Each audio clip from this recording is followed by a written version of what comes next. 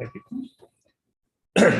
And welcome to the July 11th, pardon me, July 11th, Riley County Commissioners meeting. Please stand and join the pledge of allegiance. I pledge allegiance to the flag of the United States of America and to the republic for which it stands, one nation, under God, indivisible, with liberty and justice for all.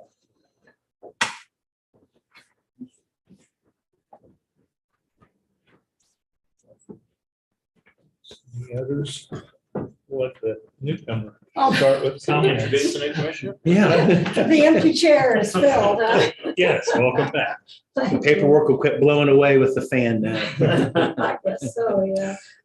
Well, I don't have a lot of comments, it's just, except to say that it's good to be back. And, I'm not at full speed, but, I'll work up to it. Yeah. And, but it's good to be back. And I really am thankful that we have Zoom because I was able to keep up on stuff. Yeah, that's And people brought me paperwork at home, so it's been good. So, thank you. all right. Don? Well, happy 7-Eleven day. Yeah. It's supposed to be a lucky day. Seeing both doctors today, so Oh. I really hope so. Plan that ahead, Yeah, no, well, not necessarily, but it's the way it worked out. So let's hope for the best there, right? Thursday afternoon, I met with Adam Epting, who works for Sanitary Solutions. It's a Midwest IT and security solutions company. I actually know Adam from the gym, so we talked a little bit about kind of our fitness journeys and this and that, and then we got into some network and cybersecurity solutions that may or may not be applicable for Riley County moving forward. I'm sure how it'll all work out. Everything starts from a conversation, but if it does have something to benefit to the county, I'm sure IT department will check it out. And if so, there'll be some more dialogue on that moving forward into the future. Also Thursday afternoon, spoke with Elizabeth Ward, Riley County Human Resource Director, about the salary survey, a little bit more depth and some detail before this morning's overall presentation. Did want to say in advance, I certainly appreciate the hard work and efforts on this. It took her and probably a lot of other people to work on that. I do believe in developing this process internally. We've saved county quite a bit of money in the process up front, but not putting forth a consultant and the cost that would have came with that on top of everything.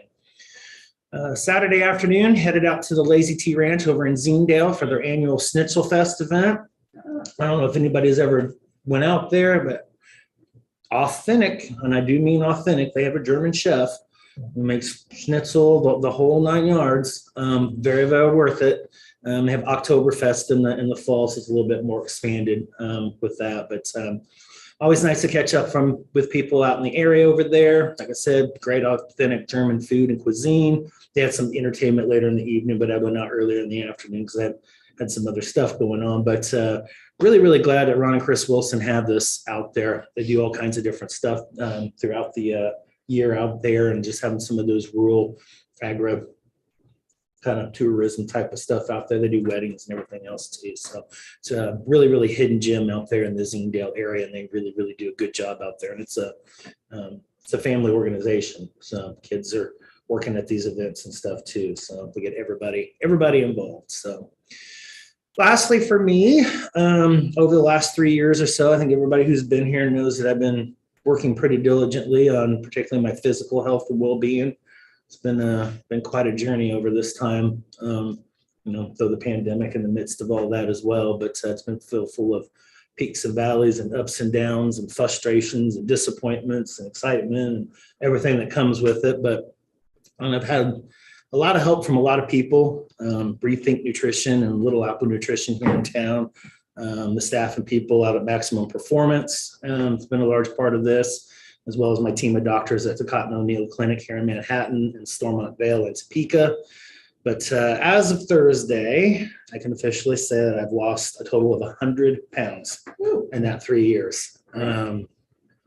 Didn't think I'd actually get there, to be honest with you. Like I said, it's just been a journey. So it's far from complete at this point in time. It's not where I originally wanted to start and end up at, but I don't know. I think it's a pretty good achievement considering everything it took to go into it. It felt like an insurmountable goal. So hopefully I'll have more good news with this moving into the future, but I can say to anybody who's watching or listening or will be later, and if I can persevere and have patience and do this, there isn't a single person out there that can if they choose to do so. So, and with that, that's all I've got this morning. Congratulations. Thank you. Good job. Well, excuse me, I don't know what's went this morning. Last week, Friday, I was helping a resident who had questions about some traffic problems. It wasn't actually, it's kind of edge of town. I said it in ours, it's Manhattan, but I was able to get him in touch with the right person at the city of Manhattan to answer some of his questions about things. And then this weekend, I kind of went through the budget and the salary study, trying to catch up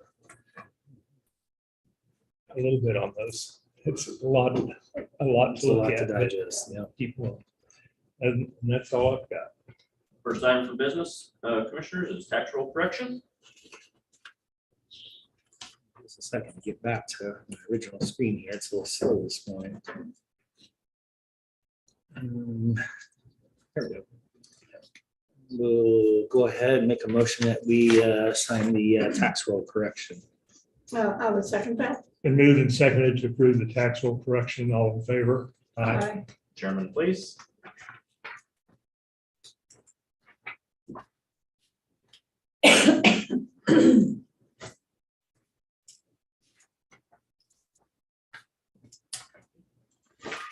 Next, commissioners, Riley County Personnel Action Forms, Teresa Garcia, Clinic Coordinator at Health Department, Separation of Service, Tyler Holden, Facility to Grounds Tech 1, Public Works Department, Separation of Service, Daniel Kitt, a new hire, Public Works Operator 2. All three signed, please. Back to square one on those two positions, huh? And how's that? How's Michelle?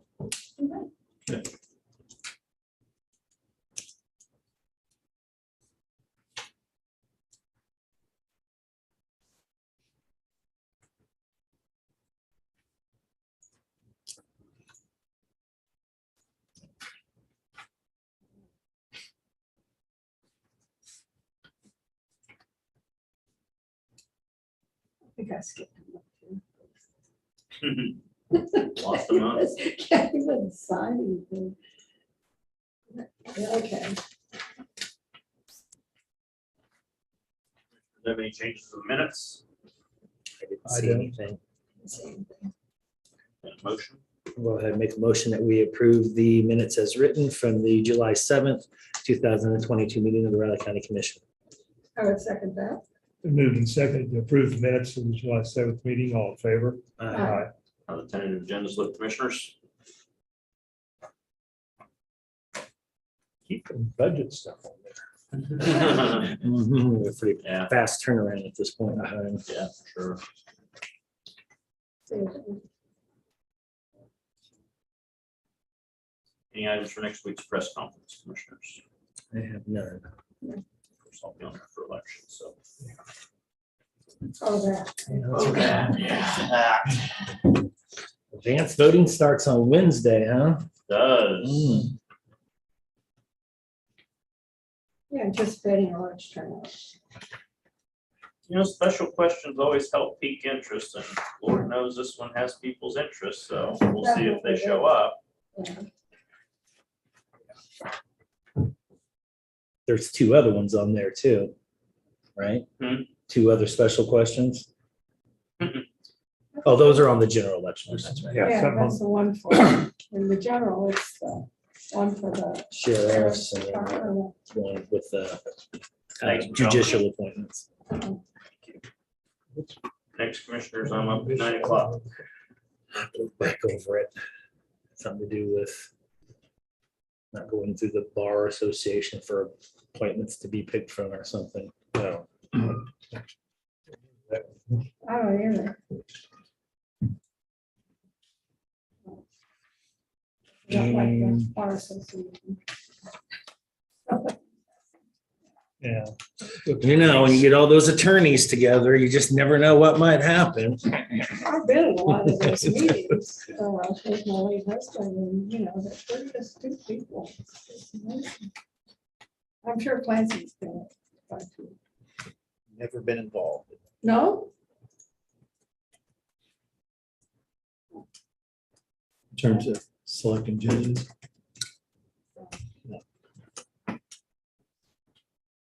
I think that's like a special. Interesting contrast.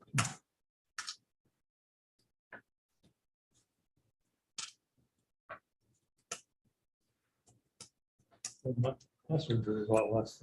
Well, did you get the trigger thing? Yeah. It was Does 2 it work? weeks. Yeah. You can see that finger's still swollen. Mm-hmm. And this thing, of course, I need to start to heal. It's getting, The edge. yeah. And trouble is I'm bumping. I'm great. I go to push up from something, you know. That's right. They don't have to put dissolving ones in, huh? Yeah. No, I gotta go in tomorrow and get it fit out. Oh, that's fun. I forgot to tell you, my daughter's initials were on your finger. That was your daughter? The second one, Oh, in OR, she's an OR nurse. oh. I didn't recognize. Yeah, well, it's hard to, I'm sure with other stuff. Yeah, they've all got. She their said she masks saw your on. wife out there and she saw you, of course. Yeah, they put all sorts of stuff all over. Yeah, I you. had- Like I said, the nurse was prepping me, which that wasn't. That would have been the first one. Now Yeah. she's been the second one. And then the doctor came in, he And then initialed Mark. it, and then the anesthesiologist came in and he initialed it. I had on my knee, I had one line at the bottom and one at the top, and I asked the guy, I said, what is that for? He said, well, we want to make sure we got the thing straight. I went, okay. Oh, something went wrong. Her foot's pointing the wrong way. I don't know, notes all over. I went, well, at least you got the right leg. Oh, you know, some of the stuff they do, you don't know. I've told the story before. My wife had her knee operated on many, many years ago. And they mark when they ask you, about 12 people ask Yeah. you before you go in, is what are you here for? And she said, which knee? They were ready to operate on the wrong knee. They had to kind of restart the process. Oh. Well, I've heard that happening before. That's pretty scary. You wake up and be the wrong Well, one. that's the reason they have all those questions. Yeah, It didn't get caught till the end. my goodness. Well, that's fortunate.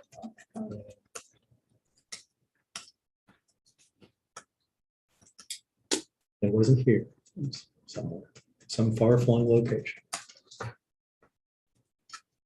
Well, everybody makes mistakes. Something on Facebook, somewhere over the weekend, somebody had a foot amputated on the wrong foot or something, and it was a big mess. I said, I don't know if I believe this. Oh, it was on, not just on the internet, but even on Facebook, you know, it's true. Oh, Exactly. Of course. that's painful.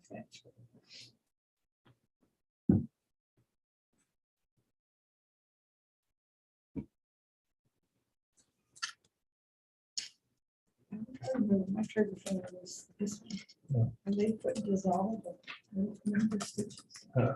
Remember stitches. Straighten it out, so a little, So it's, a little tender.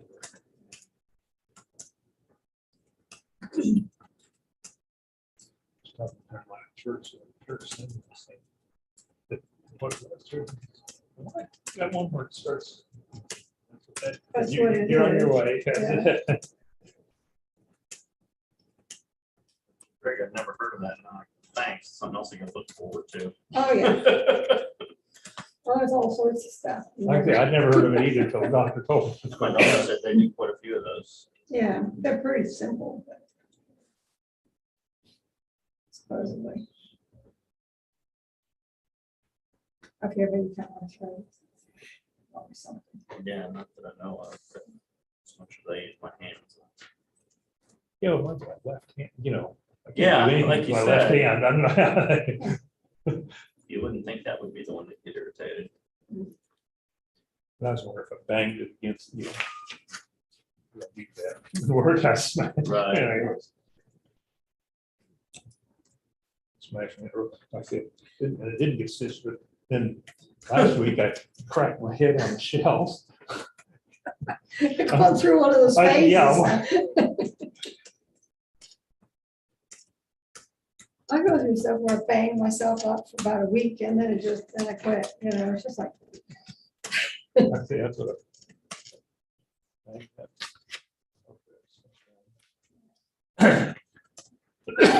um, slow down.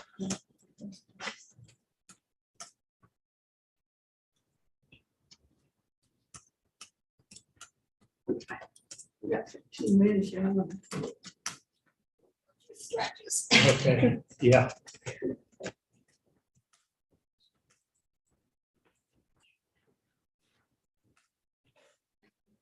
Yeah, I want to, we'll meet the operating room and they're, oh, we're here, there are people hooking Oh, up yeah, this, hooking on that. sure. Yeah, I think I told you that they start talking, they tell me they took long, they were asking some questions, just talking about all. Next thing I knew, I was waiting. yeah, thing is, they give you, drugs to relax a little, and then once they hook you up, they give you the heavy duty drugs, yeah. That's the way my first. Before they've gone in and said, well, really start this stuff, you're gonna be. They were talking to me, asking me questions, and next thing I knew, I was. That's why my first shoulder surgery, they went through that whole thing, they got you in there and they said, start counting down from 10 or Yeah. 5, whatever, and you'll go to Yeah. sleep. And I thought, heck, I can do that. So I think I may have got to 5, I don't know. It started at 5, but every surgery after that, they never tell me that. And I just, like I say, you wake up and you're done. Tell you what, when I had my shoulder surgery on my left shoulder, went by pretty quick, but whatever they use for anesthesia, man, oh, I'm so sick afterwards. That block just made me horribly sick for like 2 days. My wife tends to get really sick from anesthesia. I haven't. They've always gotten me right. Evidently. Normally, I've had a block before yeah. too. There's been a couple of times where it's gone pretty smooth. I had a sports hernia, and I was up and around that afternoon, even though I was supposed to be, but I was fine there. But on the shoulder, oh God, it was just horrible. Arm just felt like a rock, Heavy duty painkiller they give you. My body cannot tolerate those drugs. Always drive home, get the driveway, lose it, just go to extra strength Tylenol. It's the last I use that stuff. I just cannot handle that stuff. They put in my pacemaker, I woke up in the middle of, while they were. But that surprised They them. have to cut and then because they pull your skin out, that they were working on that. But that surprised them. It surprised me. Yeah, but it did. Wow.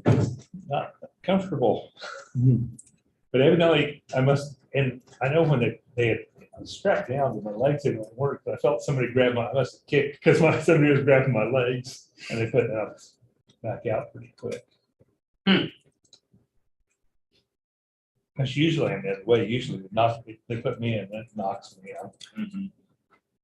Gone 2 days, trying to remember where I am. And I come out goofy. Do you? I keep chances I entertain people.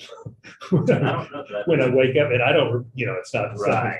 that I ever remember, but they'll come out discussing things. It's always scary when you know you're that way. It's like, ooh, what did I say? She said, oh, it's never bad, but we're pretty goofy. Oh, well.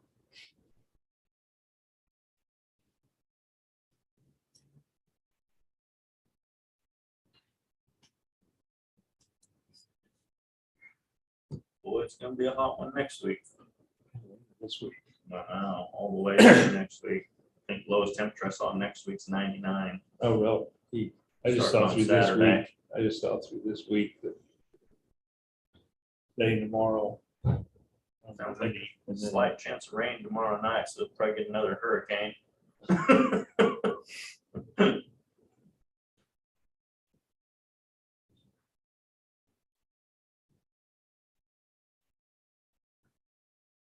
Dream last night we had really bad rain, so we'll just see if that comes to fruition.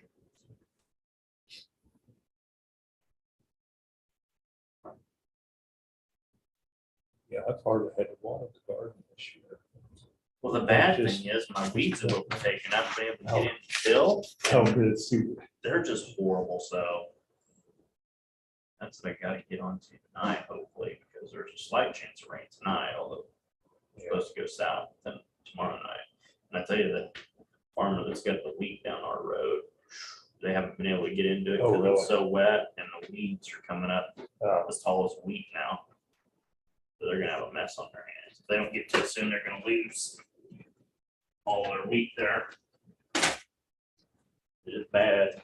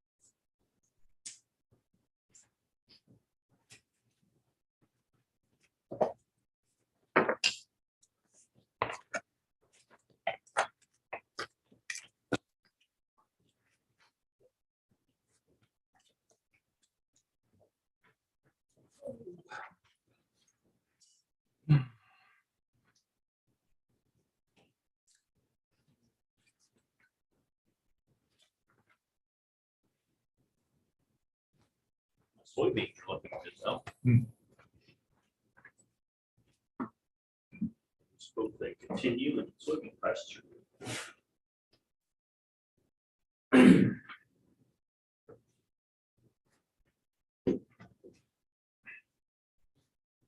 With the deer is going, huh?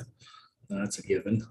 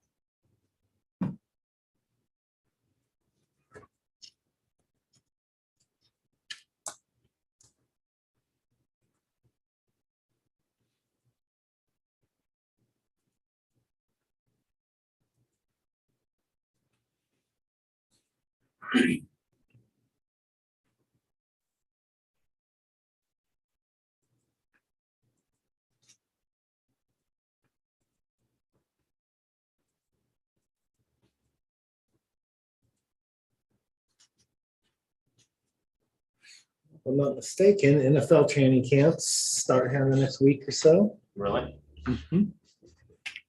Guess they got another offensive line. Saw that top offensive recruit out of Idaho. Idaho. I don't know. Seeing that there's only like 12 people in the entire People- state. I don't know. Yeah, I mean, one thing, have we ever had a recruit? Have we ever had a recruit? I don't know for sure if we have or ever. I don't know. Maybe junior college or something along the line. It's they're pretty good offers. Yeah. I think that's the key when you look at those recruits. Most of everybody has, Power Five. We've seen them jump up a step on our level of recruits, We're getting out in front. And we're not just A lot of recruiting. them were saying they've been on them for over a year. Mhm. Yeah. You got to start looking at it. And I think that's the difference between Kleiman and Snyder at this point in time. Snyder kind of waited for the season and then got involved, and there's just not much left At the after end of their that. senior years. Yeah. They've already decided. Yeah. The head of recruiting at Taylor Brandt, he lives like 2 houses down across the street from the house I'm renewing for my daughter. Uh-huh. And he's always driving his purple, and he they will wave every time. They I hear he's say a pretty good dude. on the block after wins, they have quite. Not bad. But he has a purple like scooter too, and he's always waving. Like connects with the recruits pretty well, I bet. Yeah, no, he's a real good getter. I can't remember a time where I know he's not here yet, it won't be till next year, but we basically had 3 4-star quarterbacks Yeah. Mhm. and coming in the pipeline.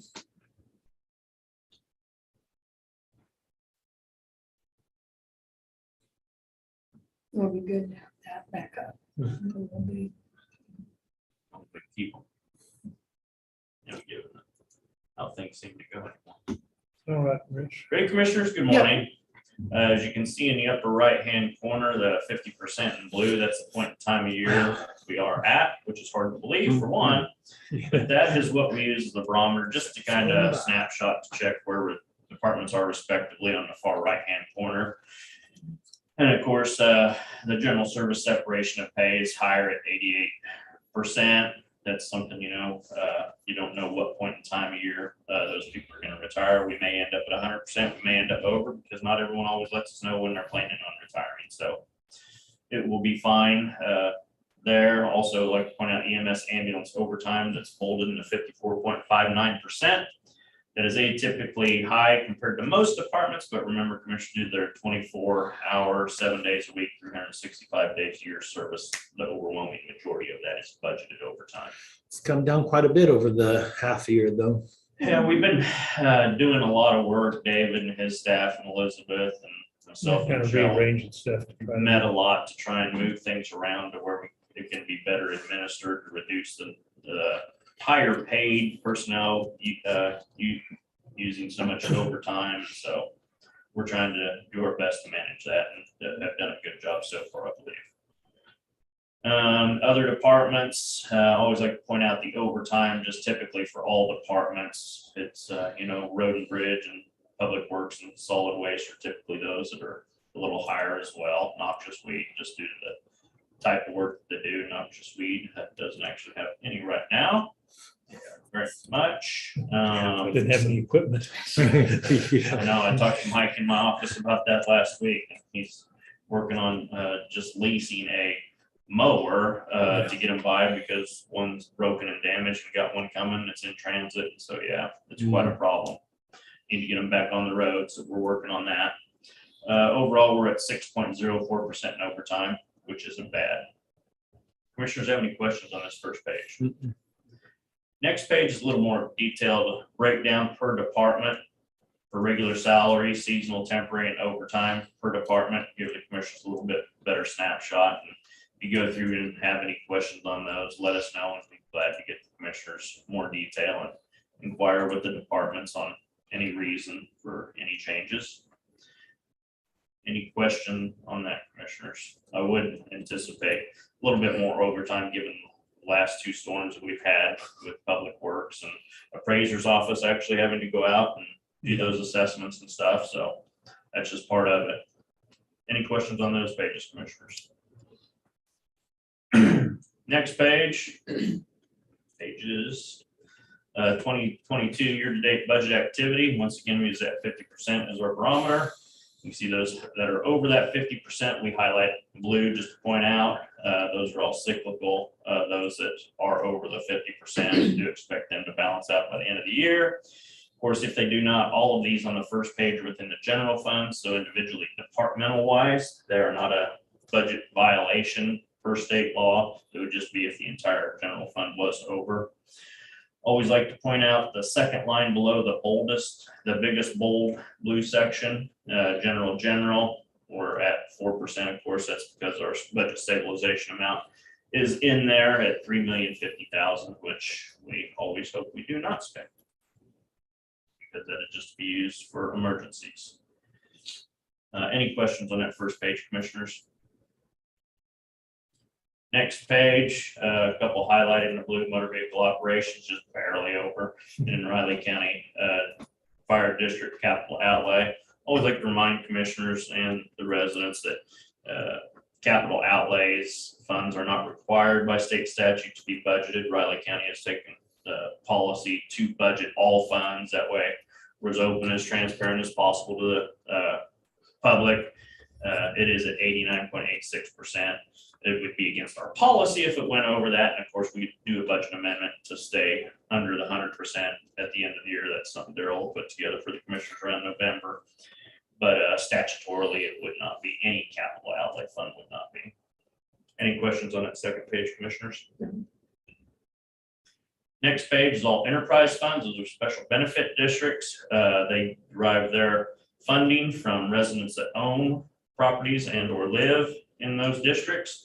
No ad valorem taxes are used. You can see they're all sitting pretty good right now. Any questions on that page, commissioners?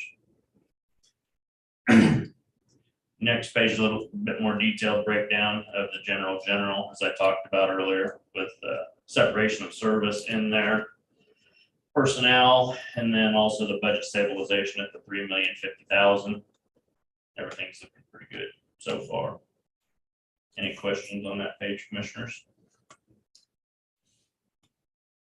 Next is just a comparison spreadsheet that we've done for years now, comparison of 2021 to 2022 expenditures for department heads and commissioners to go through and look and, you know, see changes from one year to the next. It's not always an apples to apples comparison, but may get your attention on any of them that do, that may have a bigger change than what you might expect, and we'd be glad to get you detailed information. Any questions on those spreadsheets, commissioners?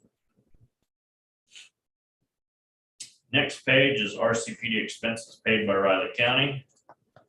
As commissioners know, I always like to point out these fees, these expenditures, anything regarding medical and or buildings, including building maintenance, is all 100% paid by Riley County. No other public entity contributes any funds to this. Of course, you can see the largest expenditure at the bottom there is the budget appropriations. I don't know if the commissioners have any questions on that page. I like this next page a little bit better. It's a snapshot comparatively to previous years through 2016. Unfortunately, you can see physician fees at almost 90,000. It's, I would say, atypically higher, but it's kind of been typical with the last 2 years.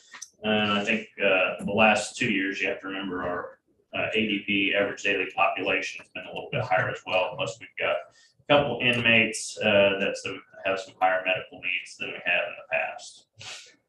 State law is whatever their medical needs are that's necessary, the county pays for those costs.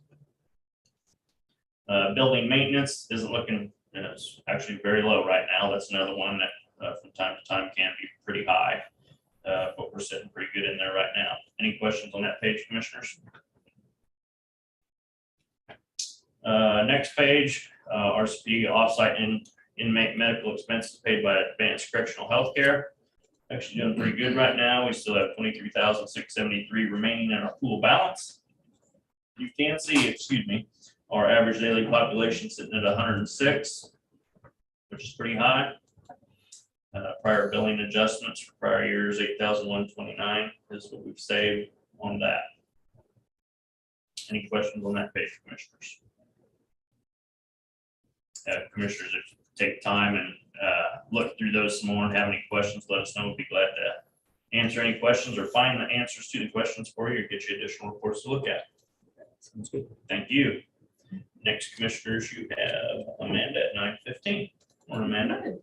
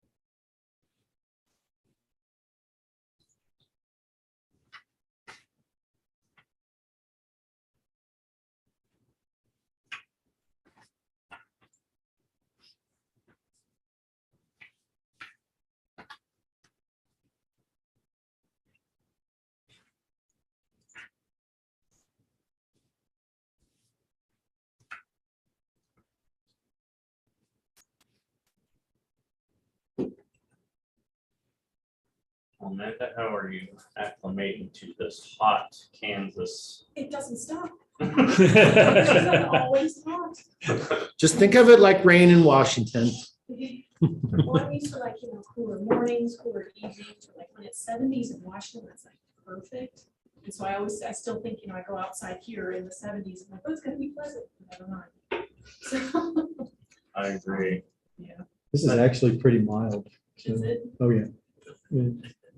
It'll really get hot. Oh, gosh. Yeah, wait for August. Yeah. I say that bridge to sell you. I feel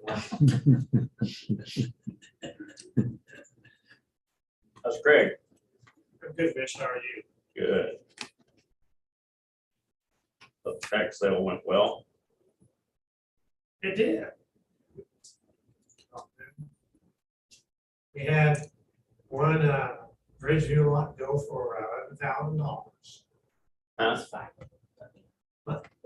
fine. It is at 5 months. We had some bridge view lots go for $11,000. Yeah, I was there. Oh, you were there. Yeah, I was there.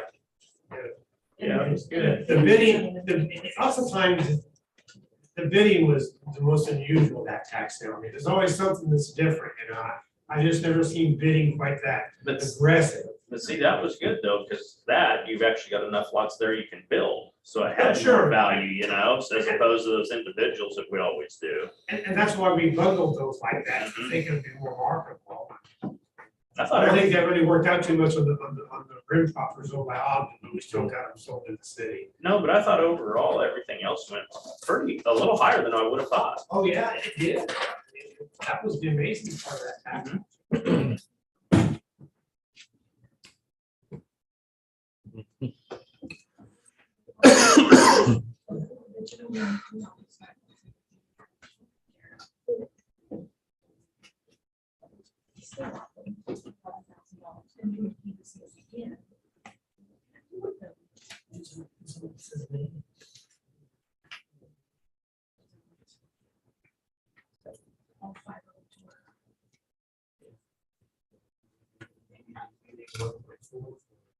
Septic system. Oh, you can find it when it's cold next time. Right, exactly.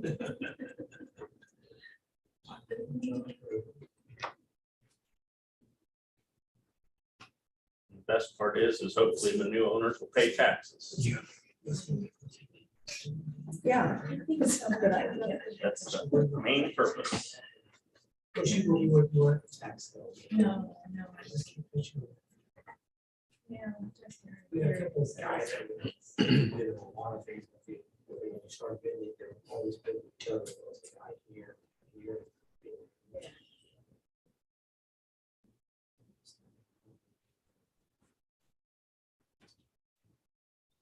Just a free one there. Ready, commissioners?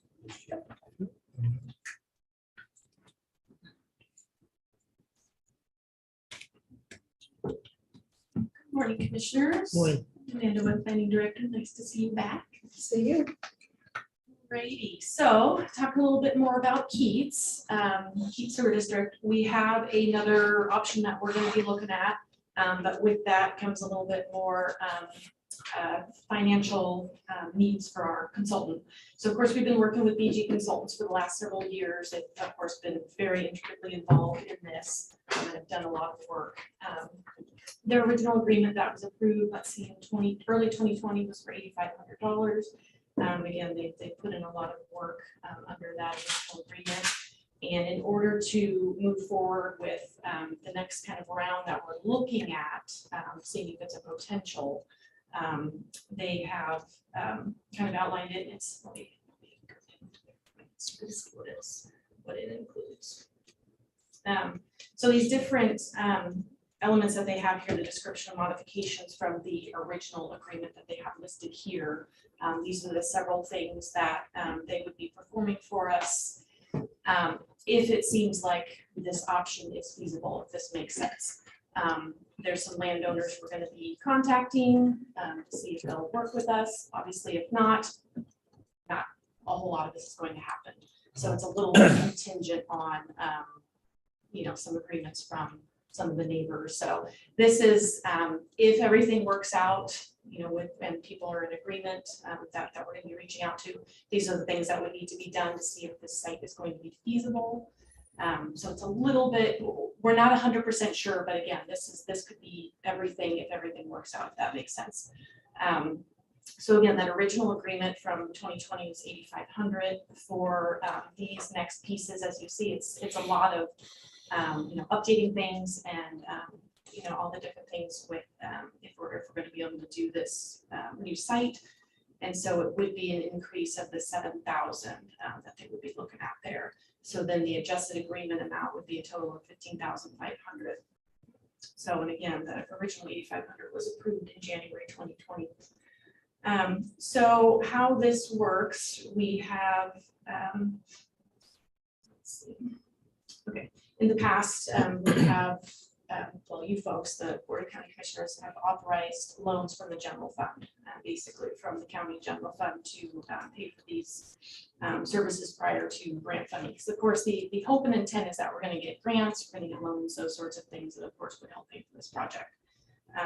So that's what we're looking to do this time again, borrow the 7,000 from the general fund. Of course, it would be paid back with interest. I'm not sure what that interest rate is at this moment, but that is what we've done in the past. So we'll go back to the general fund. And so, again, it's just going to be included in the total cost of the project as all of these different fees and everything are. So, and again, in order to continue with their evaluation of options, we have to go forward with this. Well, Amanda, have you actually located a lagoon site that is available? That's what we're still working on. So we haven't identified one that would definitely work. That's part of what we need to do. That's part of what we're looking at with this. We've identified a site to ask about. Again, it's on private property. So of course we would need to communicate with the landowner, see if they're amenable to it even. And then, based on that discussion, obviously then do the evaluation and see if that would even be feasible for a lagoon. Wouldn't getting the owner's permission be the first thing before we get into this? Exactly. And that's what we're doing. I see what you're saying. So Yeah. getting there. Yeah. Because as the owners that That's- we've contacted in the past weren't interested at Right. all, Right. so I thought, maybe somebody. Yeah, that's what I was, when I saw this, I was thinking you had someone willing to. No, nobody willing yet.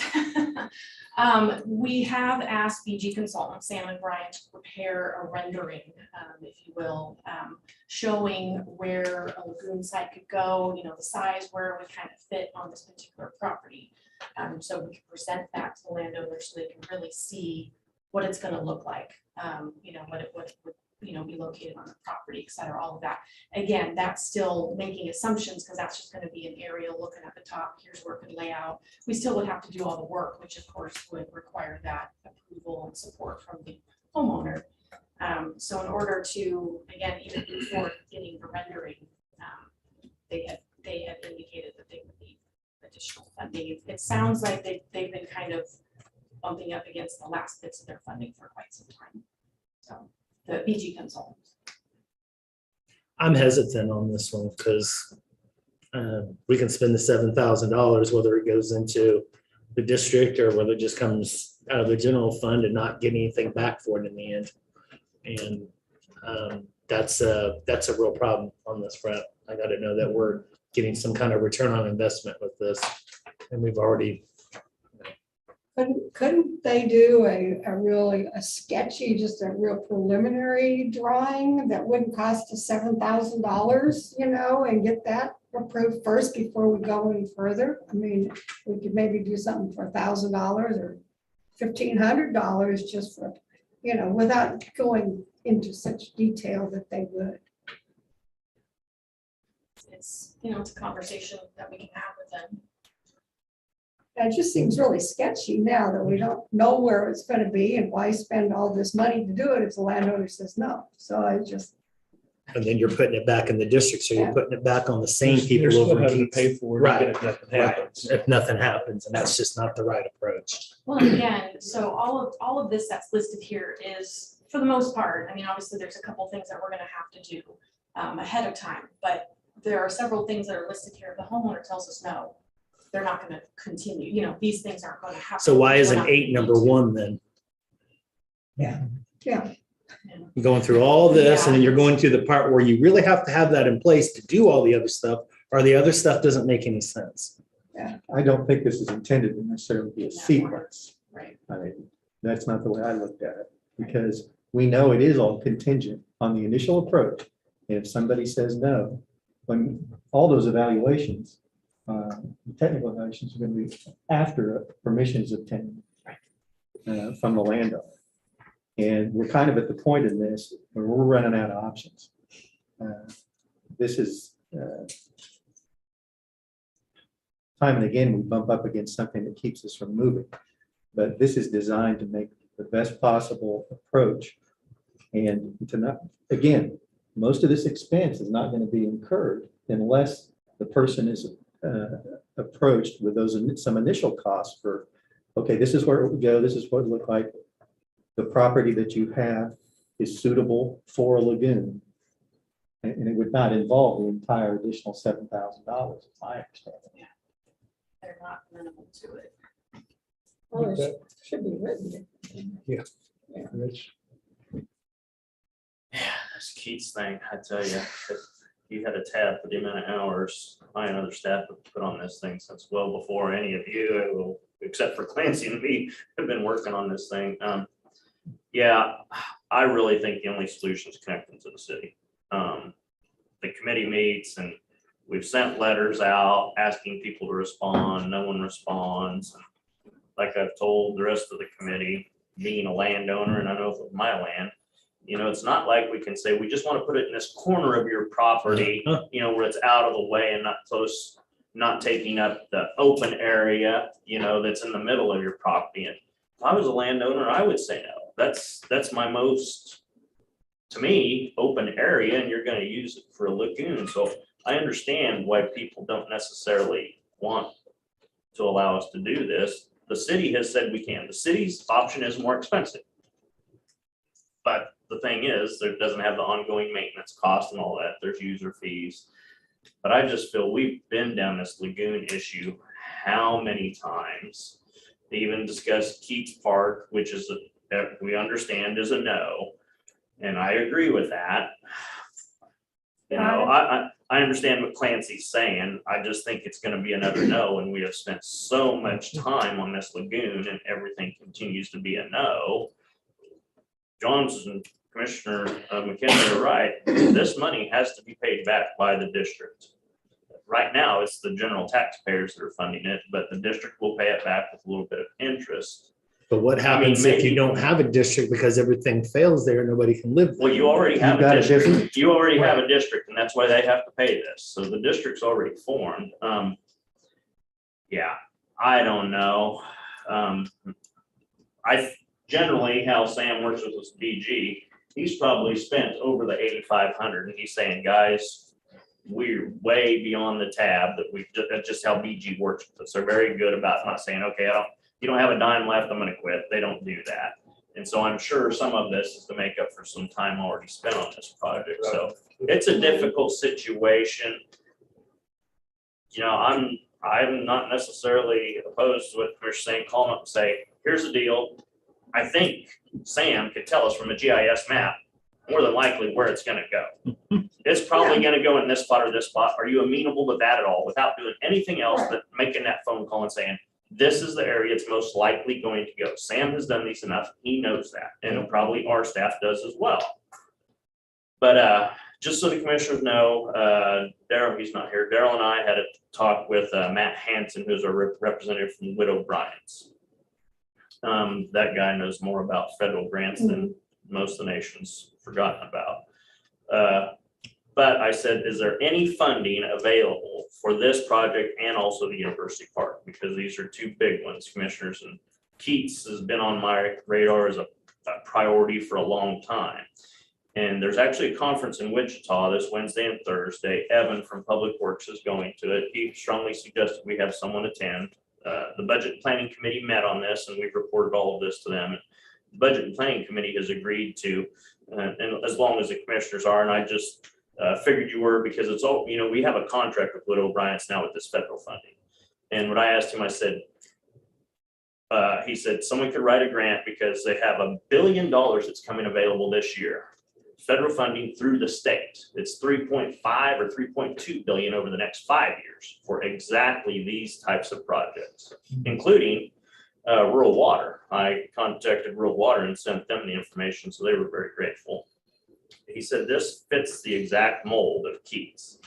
He said there's no guarantee, but I said, okay, Amanda's the best person we have to write grants. He said, Amanda could do it and he could review it, or for $3,000 to $5,000, and I believe it's per project, he could do it. Understand, Matt Hansen with Wood O'Brien's did this for a public entity for 27 years before the position he's in. And so I recommended to the committee that we allow him to do that. It's within the scope of our current contract. And we originally approved a contract with him for like $181,000 when we first, and they charged us like 30,000 or Like 5% something. of that total. So it's not like they abuse that. And so I said, let's go ahead and let's have Wood O'Brien's write this grant proposal, because it has to be done by August 1st. And all of us, our staff has plenty to do already. And I thought that was good money, if we can use the federal funding to pay for that $3,000 or $5,000 and see if we can't get a significant grant for Keats. And he's also going to work with John Ellerman on public work on University Park. So at least for the grant funding, that's how I suggest we proceed. Yeah, I don't know on this lagoon deal how it's going to go. We need to know that we have a spot to put it at. If we don't know that, spending the $7,000 to me is not good use of funds, where whomever or whatever is going to pay for it long term. You haven't found any new spots. It's just because you sent out letters that was, likely spots and no one was interested. Well, Is there yeah. some place that you think, this is to try to talk somebody into it, basically? That sounds, I don't mean that negative. I'm just saying I that's know what what. you're saying. Essentially, again, when we sent letters out earlier this year, and I know when we talked to folks in the past, it's all about space. So if somebody has, more than 10 acres, because the lagoon site's going to be about 10 acres all told. So if somebody has a larger piece of property, that's who we've reached out to. Hey, can we potentially use fire or whatnot, some of your property, especially if somebody has a lot of it.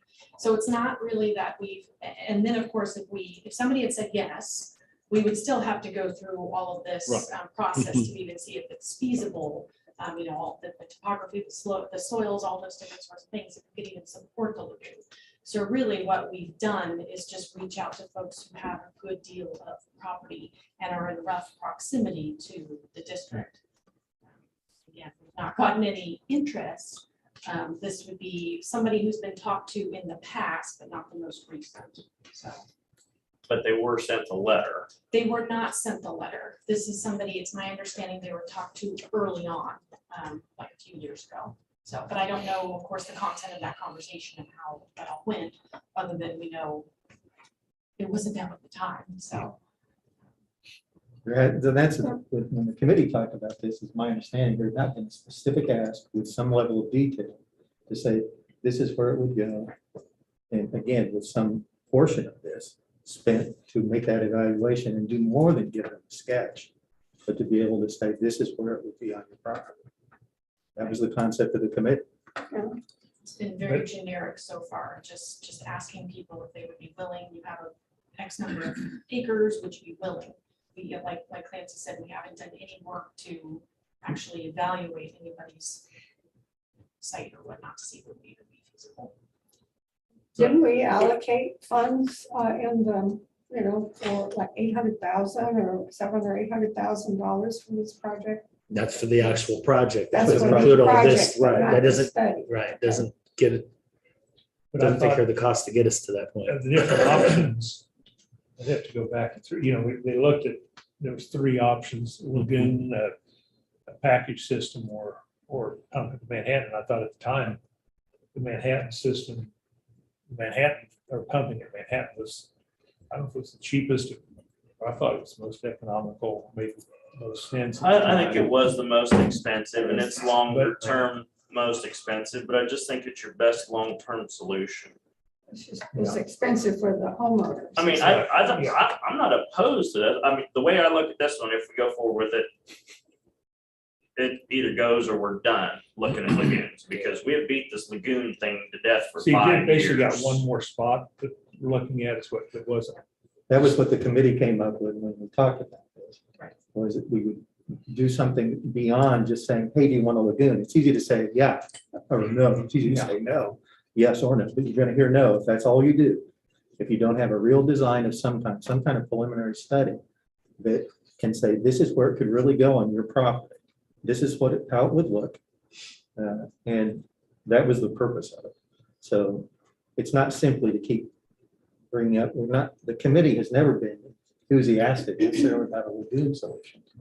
But as we bump up against the denial of funding up to this point, this is the one that seemed kind of a last ditch effort to put in place something in the realm of a lagoon that made some sense. If the property owner is willing to work with the county in terms of making a serious evaluation of it.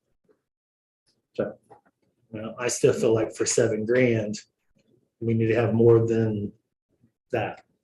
We need to know that at least they're either going to work with us, something. If it's where we're at right now, I can't see doing that. I'm sorry. So what happened on the park? The park site, just when they laid it out with all the different parameters, it has to be, you know, X feet from the property lines, X feet from people's homes, and or you could request variances, but it was going to be several homes that they would have to sign a waiver. There were several other issues that made the park not feasible, unfortunately. So, Well, one of the primary issues is the majority of the commission was not supportive Well, of and putting that it too. right beside the park. Yeah. but even if It's a you public were, it use wasn't gonna space, be man. feasible on the ground, so.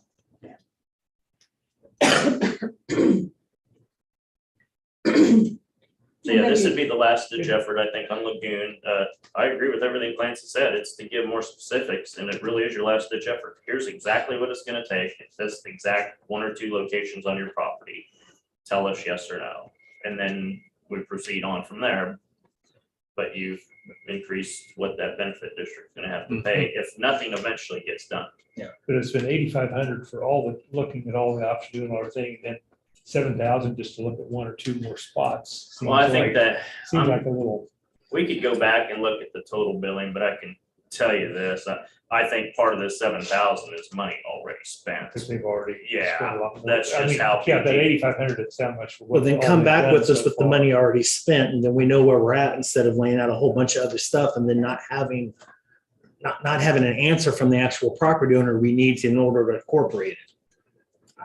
So Well, if we had this preliminary site plan, basically, a preliminary lagoon plan, could we maybe take it back to K-State and say, this is, you know, look at this again, or that kind, because they've got like Oh, yeah. 700 acres or something like that. So yeah, they good would, luck with that. BG would have Yeah. to do kind of a rendering for the K-State property, so Each we one. couldn't use the same rendering that we use for this landowner, because of course, it's all gonna depend on the site, how the site's laid out, all kinds of different stuff that have to do. To my knowledge, it's the same issues we're finding here. They're not Yeah. gonna put it in some desolate spot of that piece of property. They're gonna put it right where probably the university's gonna want to do some kind of research or something agricultural on it, so.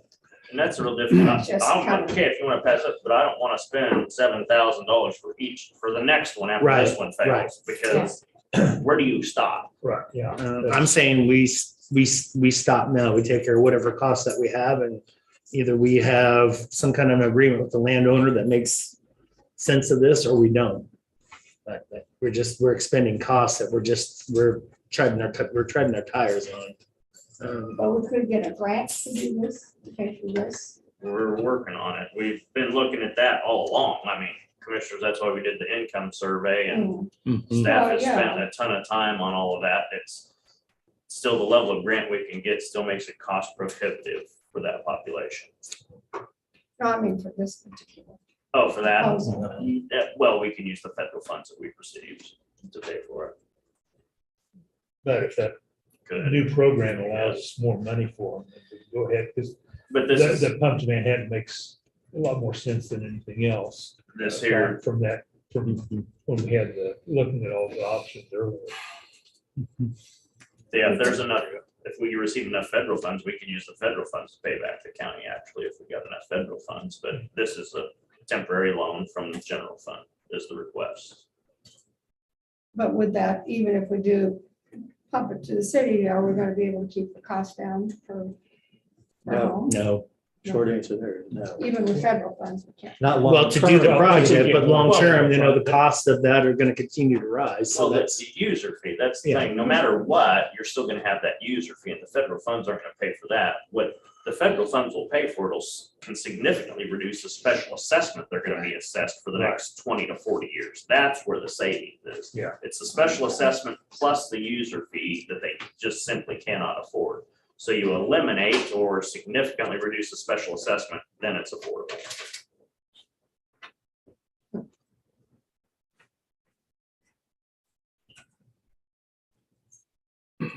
Right, so.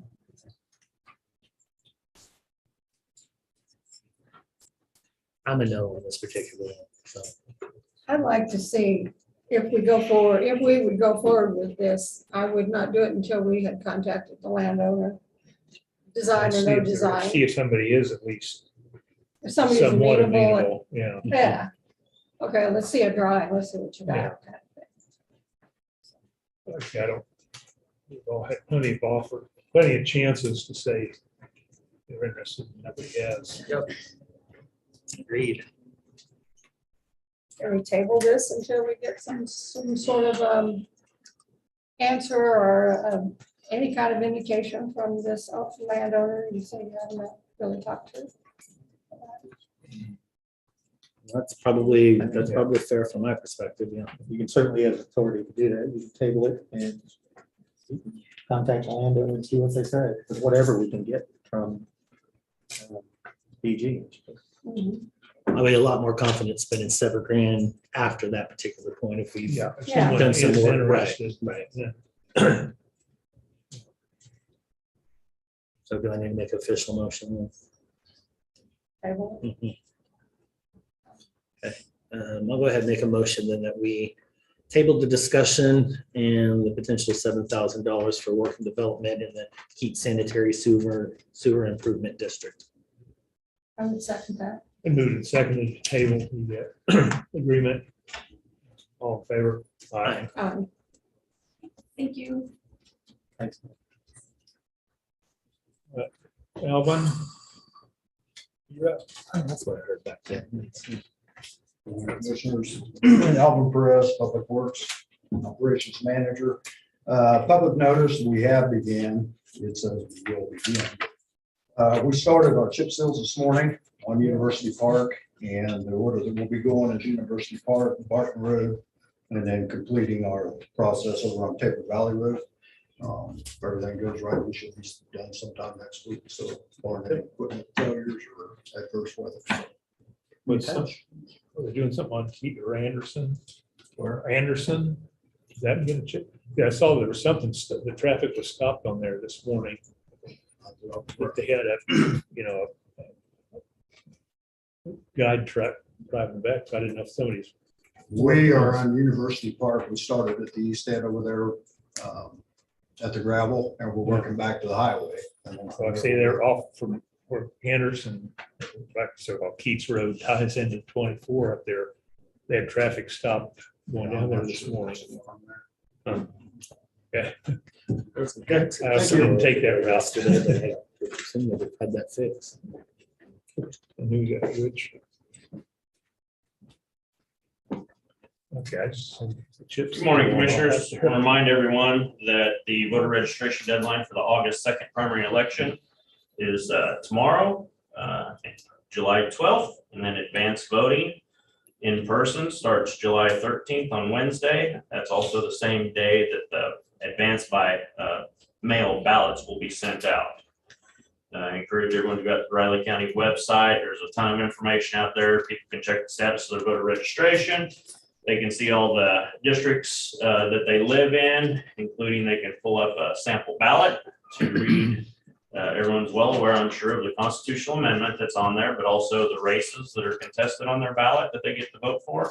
And you can also pull up your polling place location, just simply by inserting your name and date of birth. But it's a very easy system to use. Anyone has any trouble with that, feel free to call our office at 785-537-6300 to get any information as well. And a lot of times we have people that prefer to come in and pick up a paper sample ballot. And those are available also. Any questions for anyone? No. Okay, thank you.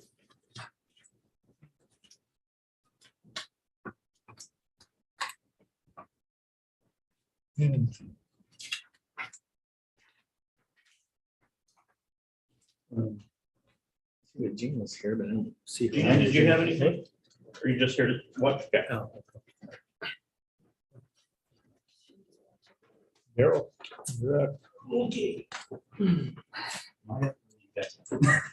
Daryl Levy, Budget and Finance Officer. Good morning, Commissioners.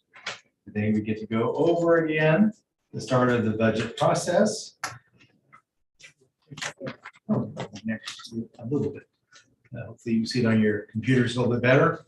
We did make some changes as per your recommendations already on the budget. On the appropriations, we changed those to 0 with the exception of the 6% you suggested on extension. And no decision had been really made on the community corrections at 69 as of yet. And on the very bottom line, the economic development, line 43, actually should be 462,075, adding in that 160,000 we had talked about for the sales tax for the small cities. There was also, Elizabeth and I finally came up with the exact number we agreed upon for the COLA amount, and that is it now in there on that line 28. And on page 3, you all wanted to see the Economic Development Fund and how that's all broken out, and that is on there as well. Yeah, I had a question on the Economic Development Fund, page 43. You have Kanza Water Project down on outside, and it's benefit district, so I was wondering why that was in there. Project estimates. You're talking about 50,000 on the US 24 project? No, or Kanza the- Water Project, which is under, it's like 52,000. Oh, 52,153, the transfer. This is a bond and interest fund transfer from economic development that does cover that small portion. And it's a yearly amount. Kanza Water, a little bit of history. Okay. There was a private water supply system across the viaduct that the private supplier could no longer manage, and it was defunct. So the county commission had to make the decision. It's kind of similar to a Keats situation, but different on the other end of the water supply system, that we had to take over for those people to continue to receive water because it was infrastructure was failing. And so the county made the decision through economic development funds to take over that system and improve it. So it was a situation the county didn't want to get into. It is a special benefit district, but there was no way that they could afford to do it other than by the county taking it over. So now we're paying those bond and interest funds to retire that debt. That's our six. We're paying, this is paying off the bonds for them. Mhm. Yeah. How many years ago and how many to go? I believe it only has a couple more years left. We can check. We'll check and get that That's to you. Sure. I Yeah, just wondered how, over the years, close to get yeah, I time, know, yeah, it seemed like just last year. I know how. that time works. flies. Yeah, when it started, I wasn't great. We'll get you that information when it started and how many more years we have. Okay. If you also notice down at the bottom of that, is that 160 we had talked about for the small cities. I think going through economic development is probably the best approach at this point in time for that, so. It does make the most sense, I think. It gives them the freedom and flexibility to do what they do without having to be overtly. Each city uses that just a tad bit differently, so. Yeah. And so the commissioners know we put 100, I had asked Daryl to put 160 in there. It was 158. Shiloh calculated the figure a little over 158 was the average. We don't know exactly what method the commission's going to choose on how we base our payments, but that should cover us. And if it's a little bit over, we can still cover it. We won't short it, but we're going to have to decide if you want to do it based on the percentage average or the dollar average or how, but we don't have to do that now. We have time to the end of the year to figure that out. Just so you know, there is enough money to adequately take care of it. There's also a couple of them here that you've taken back over the last couple of years and have not made decisions on going forward. So they're zero right now. And probably in 2023, there will be some sort of an MPO contribution. I don't know what that's going to be yet. Fortunately, there's been extra federal funds added to that to help offset it. So it shouldn't be probably more than that amount, but For MPO. yeah, I'm gonna Should we say a put couple little of, bit in there? Should we put 5,000 in there? We've got enough in there, I would think. Well, but the thing is, if we're gonna have to pay it, if the commission wants to pay it, we're gonna have to have the funding somewhere. let me get past this month's meeting, which is in the middle of next week, and I'll have a better idea where that's probably going to be. Just so as the commissioners know, the board has to notify me, the county clerk, of your revenue neutral rate, i.e. your proposed budget. So as you know, from that point in time after the R&R is established, you can reduce your budget, but you cannot increase it. So we just got to be sure we have all of our bases covered. And when is that? You have to notify me by the 20th of July.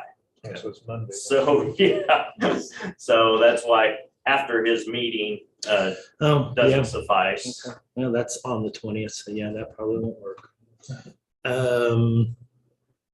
Yeah, I'll work on that a little bit separately here. We'll figure it out in the meantime. We can easily add 5,000 or 10,000 in there. Well, And a lot of the department heads are here today in case you have questions or concerns or throwbacks. We did hear last week that you want us to reduce it by departments a bit, if at all possible. Some of these, I think they kind of tail back the best they can. There's a couple of them I think we might be able to play with When is the next meeting of the Budget Finance Committee? Tuesday. tomorrow afternoon. Okay. That's, and the budget planning committee, of course, looks at, some of the other larger items, but if there's individual budgets where you'd like the department head to look at them more strictly, now's the time to give them that direction, because that's not direction we're gonna get. We'll deliver messages from the commission that says they want everyone's 3 Cs at whatever percent. I'm not gonna throw out a percentage because Well, I'm gonna throw out, if you've asked for more than 10%, you need to go back and look at those 3 Cs and really dive into it, particularly if we're gonna make personnel. We're gonna have separate discussion 11:15 on that particular item, but in order for to make all those things work, something, as I said, even on last Thursday, something then has to be unprioritized to do that. So you have a budget increase of over 10%. I think you need to go back and really take a dive into your 3 Cs to balance those things out to make it work. Because even taking out what we've taken out, it's still way too high for me. yeah, well, me too. And, I look at, as I was looking at every individual budget, the CC, the cost of office supplies and the CCC are very high. I mean, every budget, every department has a budget for that. I'm just wondering, how can we get cost savings, on that? It's a big amount for the county. Can't we contract for all these, most of these, and figure out a way to bring those costs down over the years?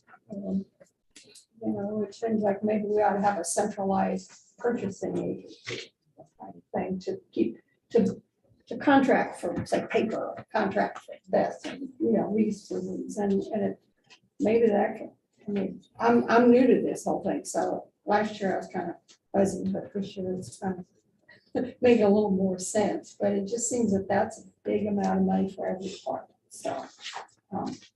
That is something that's been discussed before with the commission and a centralized purchasing, Mhm. and department heads previous, because so many of them are new.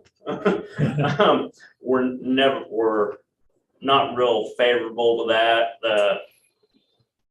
It isn't something that just someone has available staff to do. So then Right. you're talking, okay, give me 2 positions to manage this, and then frankly, where in the heck are we gonna put them? I don't care what department you put them in. And so it has been discussed, how far do you go in centralized purchasing? You always think of paper and pens and pencils, but then if you really talk about centralized purchasing, then you get into ordering the starters, the nuts, the bolts, the oil filters, the oil. And so how far do you want to take it? And so, well, I think it's something, if the board entertains, it'd be something to discuss in the future. I don't know that we have the time right now to do it, but it has been discussed. It's never, of course, gotten anywhere. Well, we've got a big buying power, and, there's a lot of lease options that can be done, and, those kinds of things. It's even been talked about in a more broad area with the city and the school district, a big centralized.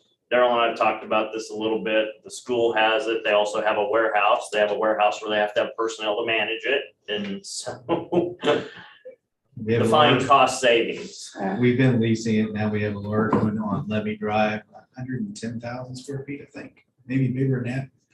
Used to be a moving and storage facility. But it does take a team Yeah, to actually manage it. And it does take trucks to move it from one place to the other. sure. So there isn't a cost involved with that. I've also done it with the hospitals and others where you do that. But again, there's manpower, there's distribution needs, and there's just parts of that you have to think about. Something you can think about is a joint effort. Yeah, that's what I was thinking, well, can't we join in with some of these other county agencies? That takes time. Yeah, I'm sure it does. It's just was something that really popped up in, I was looking through the budgets. So John's thrown out one idea before we give direction, before the commission gives direction to the department heads. We need to know that there's at least 2 in favor of that option. So we need a consensus of if you want all departments with percentage increase over 10% to just relook at it, or is it a mandate to reduce it to 10%?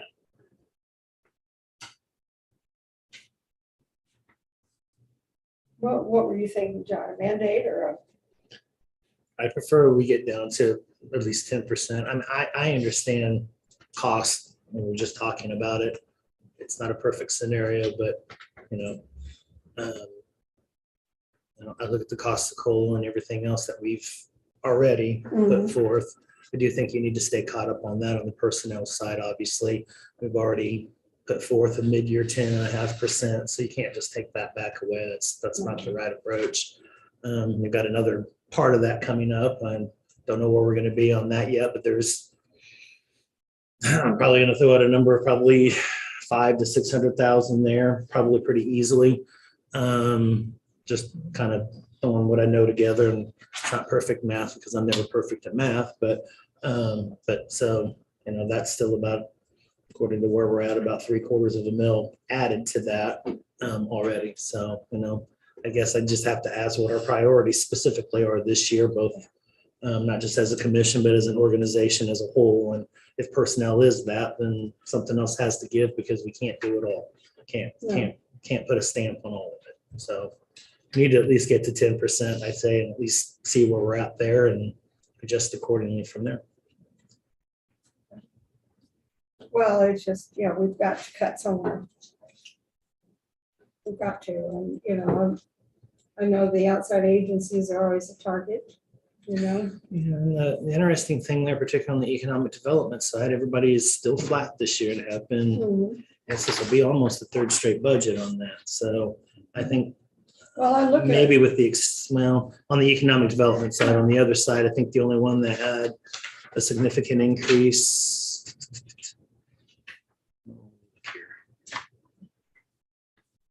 Oh, I guess we did go ahead and flatten all those out, didn't we? That's right. Okay. Yep.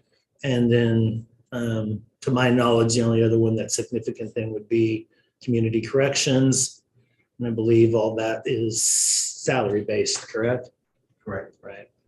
So that's the makeup for that 10.5% on their end too, because I think as we all define, they are county employees as well.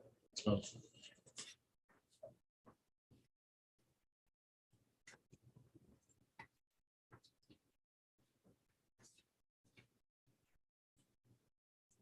I think a good spot is to probably start internally, and if we need to make further adjustments, Yeah. I could maybe see the look to that or 10%. CIP or the other numerous things we typically do, or at least in my three prior budgets anyway. The only thing I might caution about a little bit is some of these are, well, an easy example is juvenile supervision fees went from $1,315 to $1,500. It shows almost 14% increase. Percentage wise, It's not really we got dollars. a couple $100. So you might want to say percentage plus dollars, or, you know, something like that. Or you can still say that percentage. I don't think we got room to get more general if we need to get general, but let's Yeah. start there. So there's two ways it's been handled in the past. You ask the department heads to, I mean, right now, it's a good time, those that are here, those that are over the 10% to see if they can do it or not, or to mandate it and say, we, as a budget planning committee, will reduce it to 10%, and the commissioner say, here's what you get, you figure out how you're gonna budget it. And that's been done in the past as well, so, but I haven't gotten a consensus that the board wants to do the 10% yet, which way it is, so we need to be clear on that. Well, I would agree with the 10%. Yeah. Okay, consensus of the board. Is that a mandated or 10% across?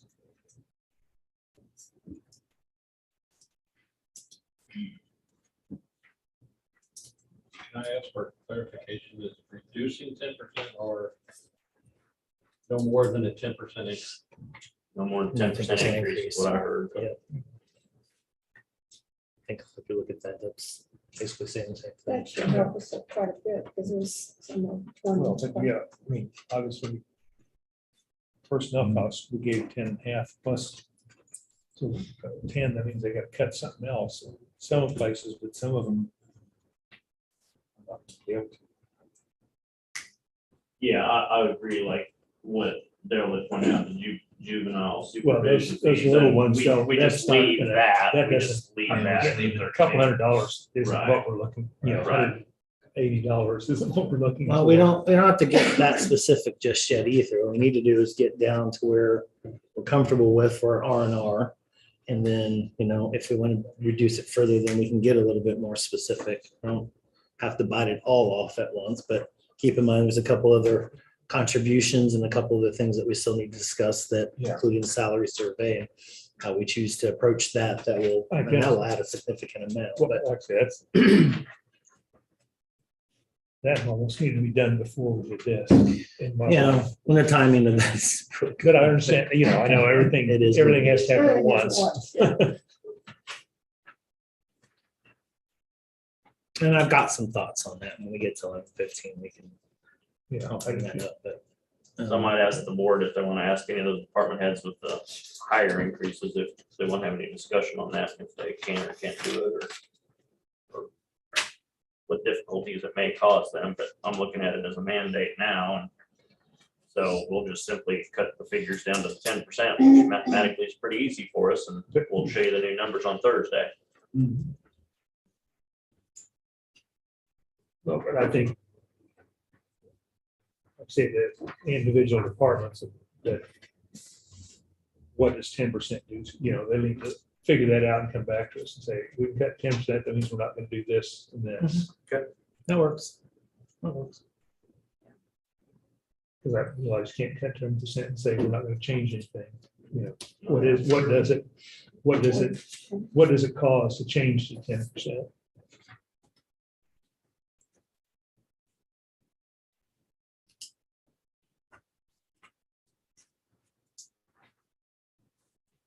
What else would the commission like to look at? I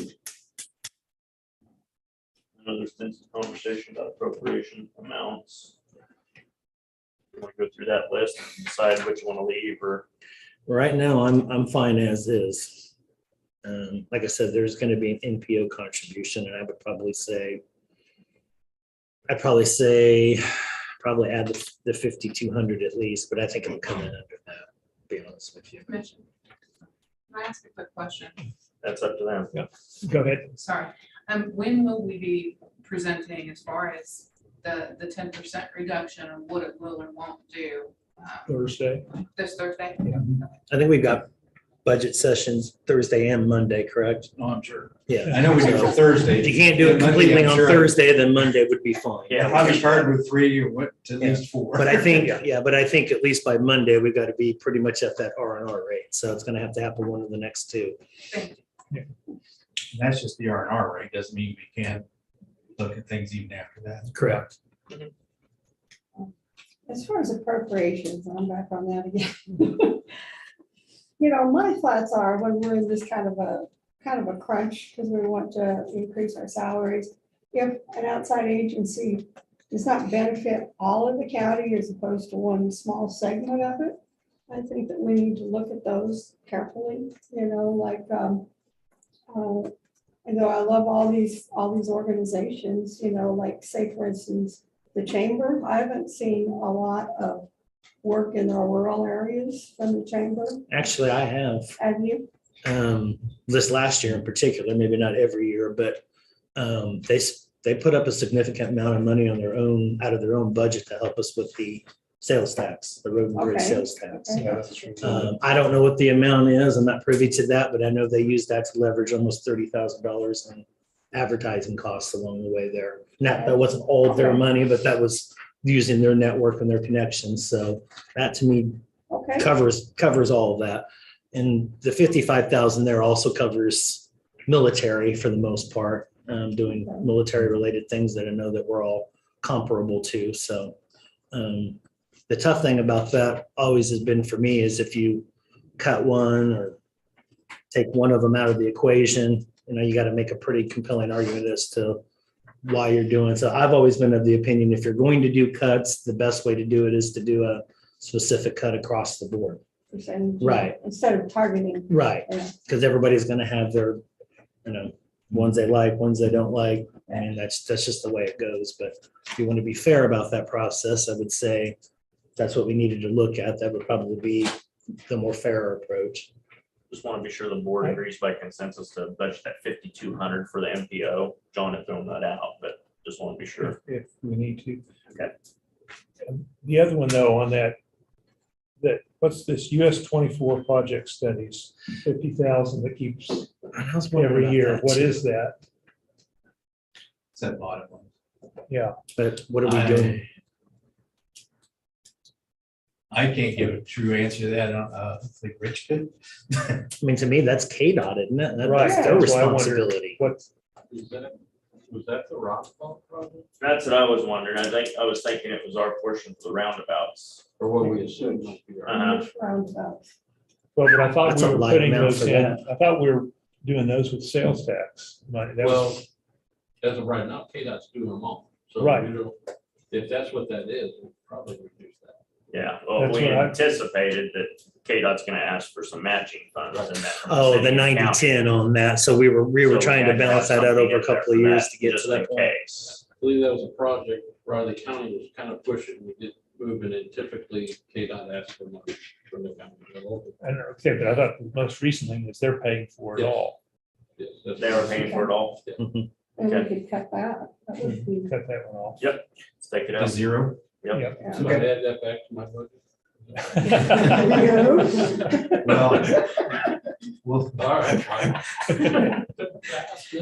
Tried to cut budget here. Yeah. I like your approach though, John. I like your approach. And the other one was the auto lane development.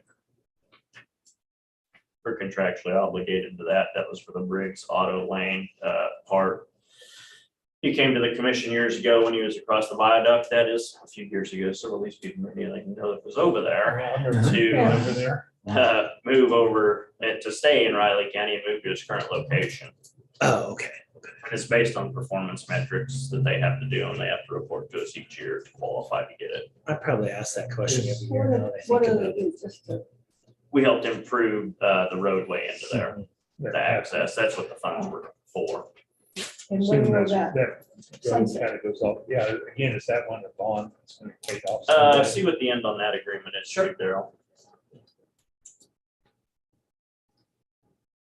It's just interesting that you've had that and the K-18 ramp. Of course, that's said and done at this point in time. Yeah. But yeah.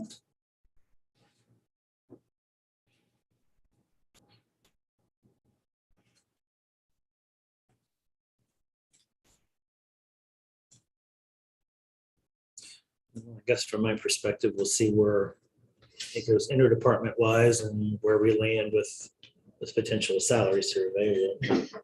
So, I think you got. give some us a number. starts. Um, I think you got some good starts.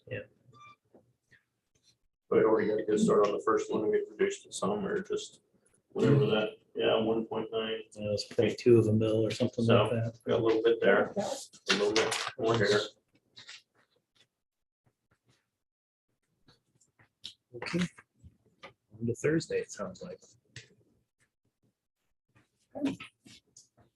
Anything else, commissioners? Okay, thank you. Thank you very much. This is time for Don Ellimer at 10:10. That sounds good. Got a minute, read. Yeah, I mean, we're behind. All good discussion now.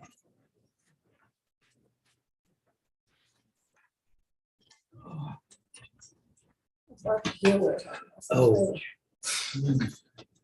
The other one I do want to discuss on Monday, I forgot about it, is the RCPD building fund specifically. Okay. That budget went up 9%. We need to make up some of it along the way. Rich, I don't know if it's too late to talk about it now with the RCPD building fund. That's something you guys can collaborate over. Yeah, he was supposed to be working on, And that is for what? Building, what they building and everything. That's for all the facilities. That's just maintenance in all the facilities. I'm not wanting to cut it to zero, obviously, but we could reduce it to help reduce some of that 9% that went. If we're asking them to come down to 10%, that's only fair. Yeah. was it 100? Is it- Have you done that? I want to support I want to support the employees, though. And that's the big thing. Yeah, so you know, Is that in Florida? I reduced that one. so you know, commissioners, it was 120 the year before. We reduced it to 100 last year. We've reduced it to another 90 this year after last week's discussion. Okay. That was after the collaboration between John and Daryl, because Okay. John's the one that works with RCP on that. Good to know. I asked for it. More, is that in the RCD fund? Yeah, it's in the Yeah, it RCP is. fund. So some, okay, so that fund actually, they're required, It's their appropriation, then plus, that includes our. plus the ACH contract, plus all our building stuff- the stuff You just maintenance. went over, Mhm. all that stuff's included in that number. Correct. That 9%. So what did you say it was going to reduce to? Well, They did. those figures are already reduced. It was reduced 10,000 from last week's presentation. No, it didn't change from last. Should have. Double check to make sure it's. It did, reduced I mean, 10,000. I've got last week. Yeah, I looked at both mine too, down so here. yeah. Yeah. Okay. I know it was late on Friday when I was trying to see if those two had got together on it. Well, I know from Yeah, it was the Thursday to same. Thursday, Monday didn't give you. Yeah, a lot I of know, time to it deal with doesn't. that changes. This John probably called me at 4:55. It was because I had checked at 4:30. Wow, he throws you under the bus. Boy, this got interesting. And they still didn't have it done. Oh, did you see that? Now he threw you right back under the bus. This is So interesting. it's now what, and did they he said collaborate? take 10 off. Yeah. 10,000. 10,000, so that bring it down to what? 90, whatever that is. Not much. Not much. Kind of looks like a couple. It's a good start. Every little, every little bit. Every little bit helps. It's John's time. I'm John Elmer, Public Works. I'm gonna quickly run through my project updates. We're still working on Lakeside Heights. I think I'm ready to, I need to get with Cindy to set up a bid date for probably in August, 1st of September. And once we pick a date, me and the consultant will get together and get our bid document set up and ready to go. So we're getting closer with that. We talked about Keats with Amanda a little bit earlier, so West 32nd Street, we're still working on forming the superstructure and deck. We had some issues with high water, washed out some of their false work underneath. So they had a couple weeks to start back over in that area. Fancy Creek still working through easements and memo of understanding with the Corps to get that project underway. We a couple of the other Flat Rock and Union Road. We have plans, final set of plans to come back and review. And we should be getting ready to set bid dates for those two. Those are going to be a little juggling act with one engineering tech come board. And we still have 90 days left, working days left on 32nd Avenue. So it's going to be a little juggling act between the bridges as we get them let and inspection. But we'll work on that and get them going. Parks, mowing, landscape, they did some extra landscape around here. Courthouse Plaza the last few weeks. Working on mowing and get set up for the fair the next couple of weeks, next week after. It really is. Yeah, they're gonna be shorthanded, and you'll see in my next subject here. I think we're gonna borrow some road and bridge guys so we can get things taken care of, like the trash and stuff down at the fair. So we'll be helping out parks with operations side too. There were some trees, a big oak tree or cottonwood tree fell down at the Fairmont Park. They were spending some time cleaning up.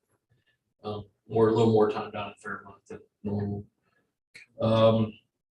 Operations guys have been patching, Miscellaneous patching on county roads. They started sealing this morning. That should last hopefully this week, a little bit into next week. They were grading, since we had some moisture, grading the township and county roads. And still removing debris from roadways. We should be all set up and ready to go back to normal for now. EMS headquarters still moving forward. We had some discussions on site layout and programming. North Station, we got the approval from that. Now we're waiting on the contract from Anderson Knight. We'll keeping that moving along. The consultant estimates for the University Park reports.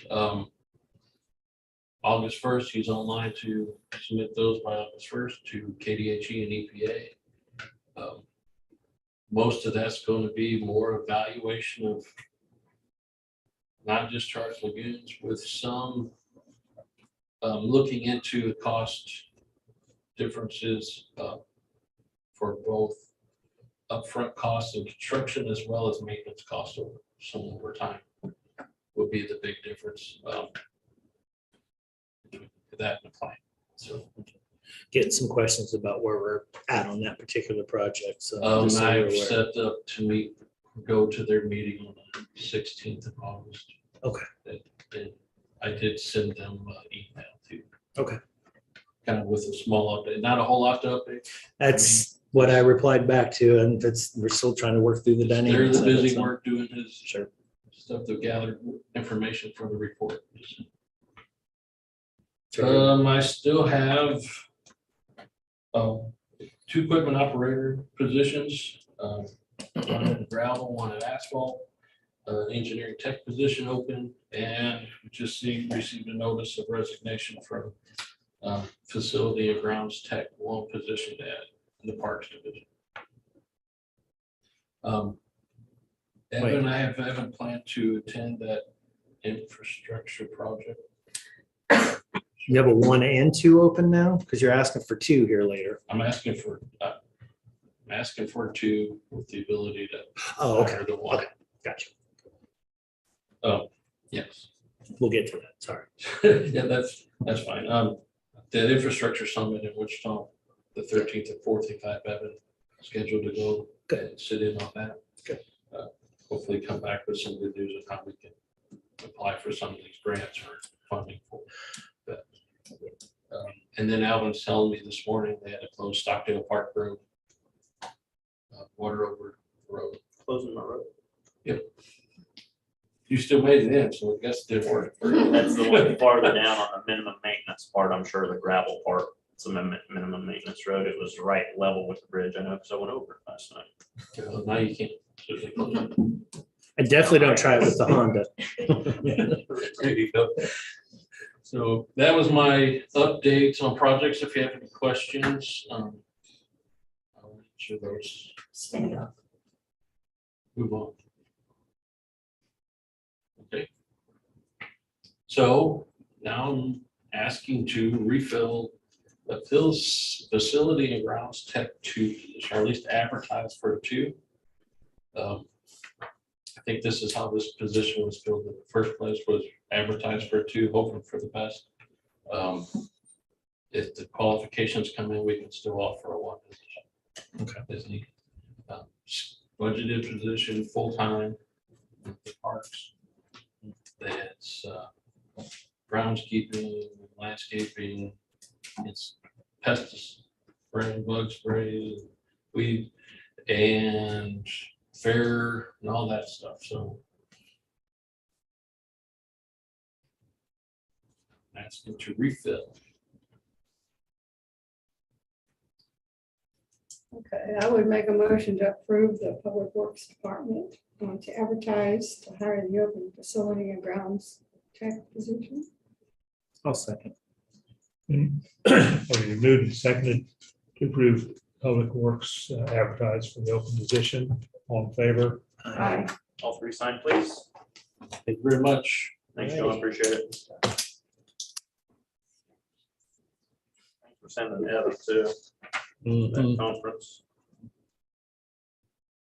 Kind of popped up quick on the radar too. So like, conference like that. Yeah.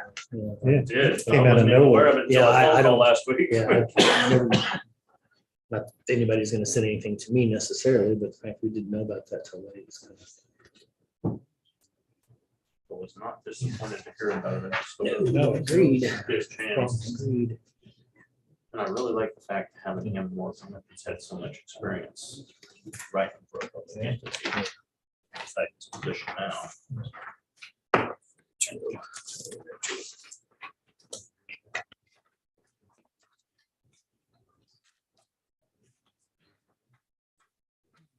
Okay, moving right along.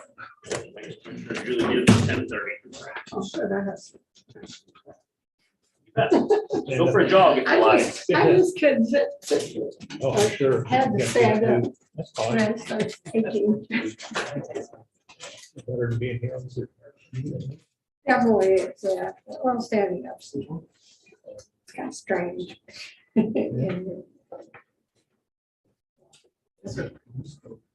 That's one thing about Zoom, you get up and walk around.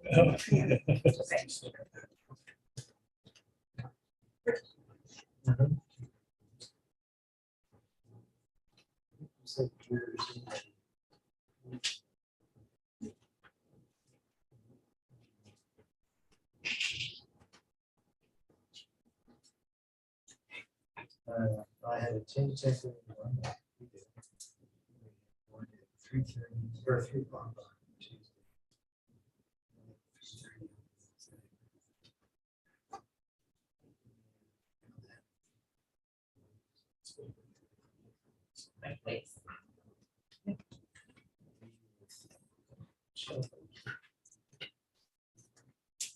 She didn't start time, so.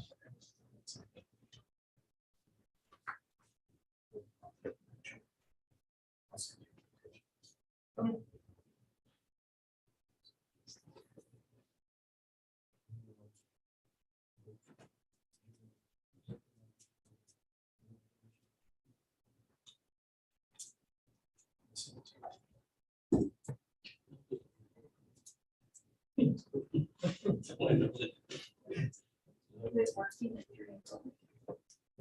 Quit working at 3 o'clock on No, Friday. he quits opening mine. Extra work. I'm just glad he reads them until third.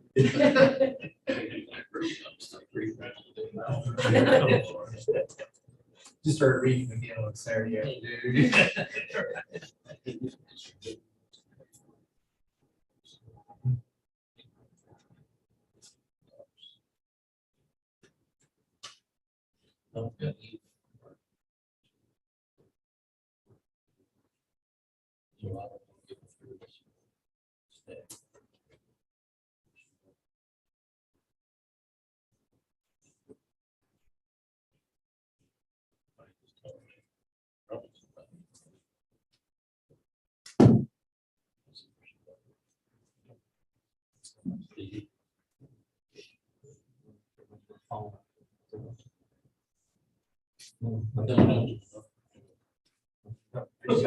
I just got his budget cut, so he's gonna yell at me.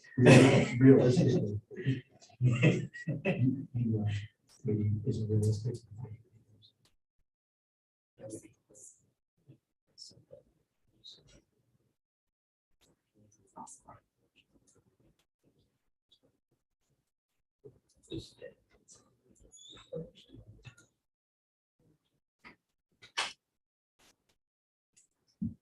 Go on some of those.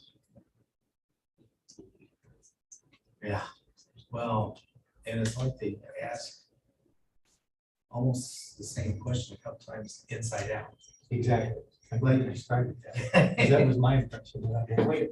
It was like, did you just really ask the same thing, but just. There were a couple of them that were different. That's fun. Really, but it sure seems like the same question. Because you said turned inside out. Yeah, it's like, okay, this people over here decide they're gonna word it one way, and this people over here decide they're gonna word it the other. Across the office, and threw it together.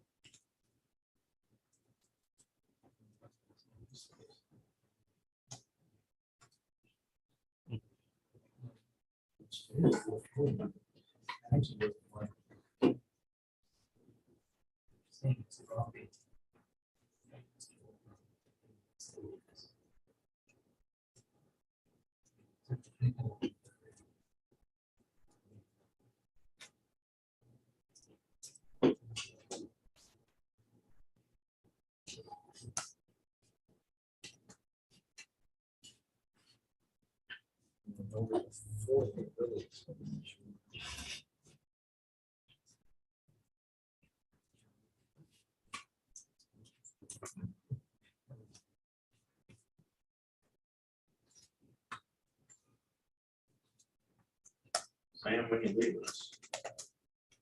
Next Thursday is the last day. Oh, Saturday. You'll be here Thursday and Monday. Deal.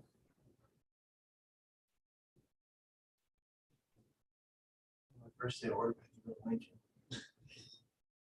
Trader. Immediately after that, to the camping trips.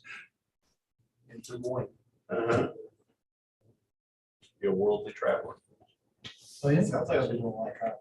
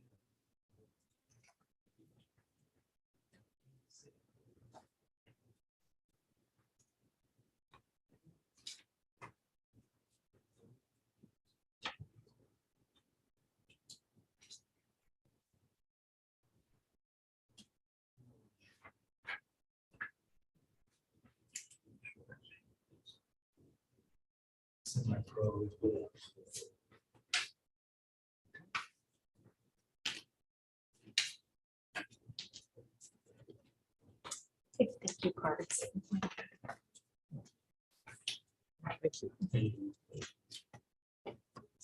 That's how you get what you want. Yeah. Just a coincidence that it's during the budget here. How much Just a cash is in coincidence. here? Dang, that was a great idea. Great Great time for an Amazon gift card with Prime Day tomorrow. Note to staff. Well, we know how this is gonna go. Thank you, Mayor.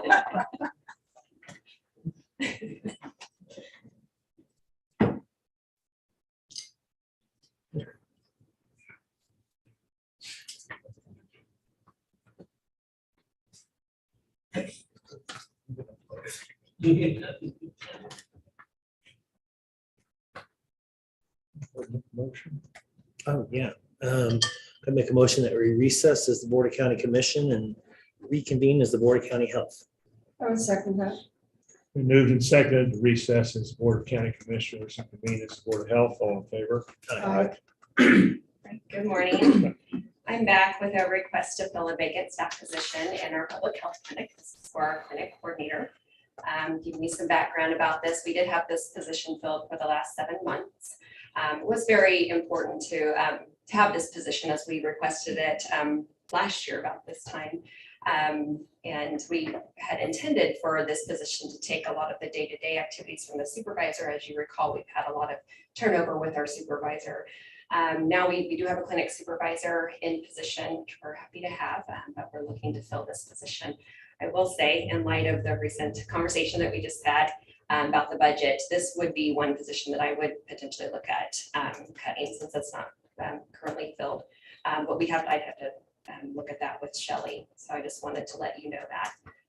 But still would like approval to fill it if we needed to.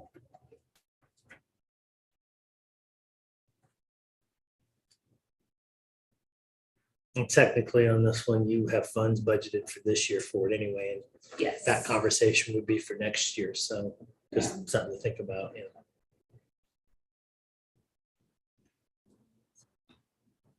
What's EMR? The electronic medical record. Oh, okay.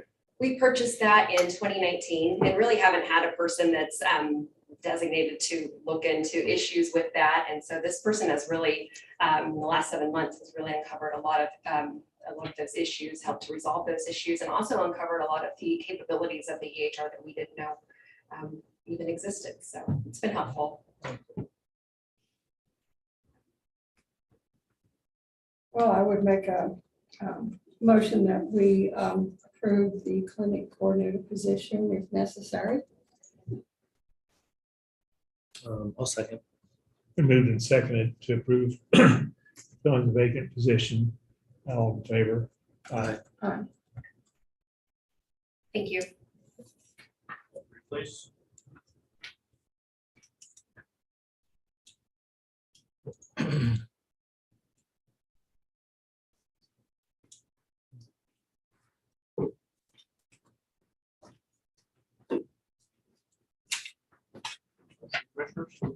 Yeah, I'll make a motion that we recess as the Board of County Health and then reconvene as the Board of County Commission. I would second that. Been moved and seconded to recess as the Board of Health and reconvene as the Board of County Commissions. All in favor? Aye. Next Commissioner, Commissioner Holman at 10:40.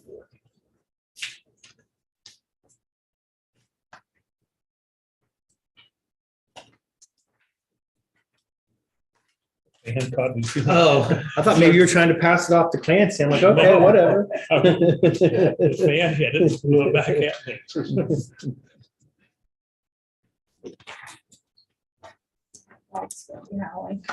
No, it's a howl every time. The monthly ones, I don't know what it is, but it doesn't howl when the ambulances and the siren, fire goes off, but this siren. Growing up in a small town as a kid, every time it's noon, the whistle go off, and of course, being a kid, I was outside all the time, all the dogs, and the entire town start howling. It's probably a lot. All over the place.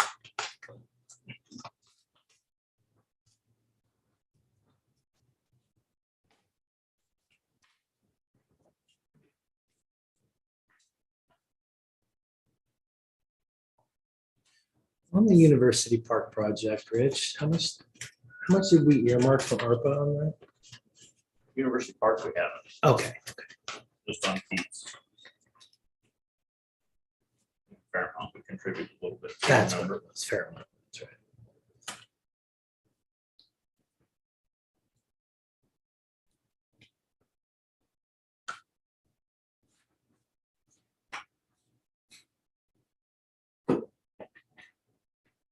More, lots more.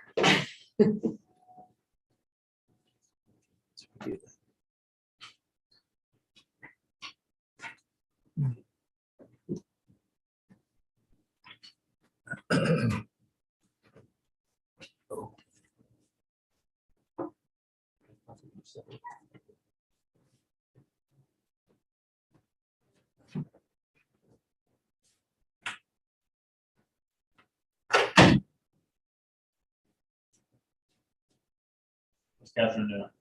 I'm well. How are you? I'm good. Did you have a nice holiday? Yeah, you? It was very nice. Just stick around? Relaxing. Yes, got stuff done around the house that has just been piling up. It doesn't take long for that to happen, does it? Right, right. A nice staycation.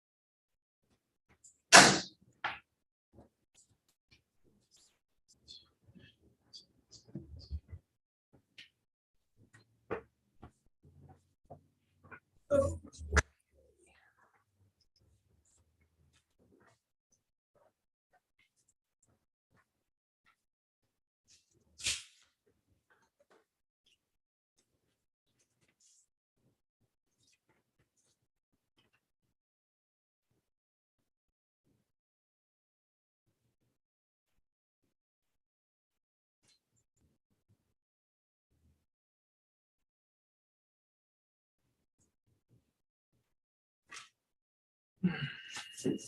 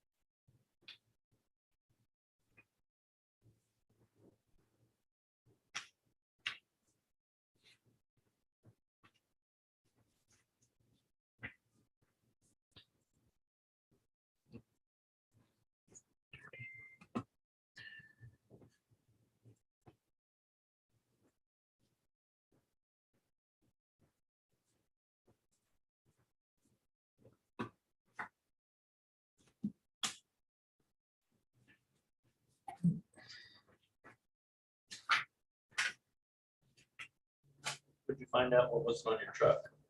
I don't know Find yet. out? I haven't had Okay. time to try to get it in.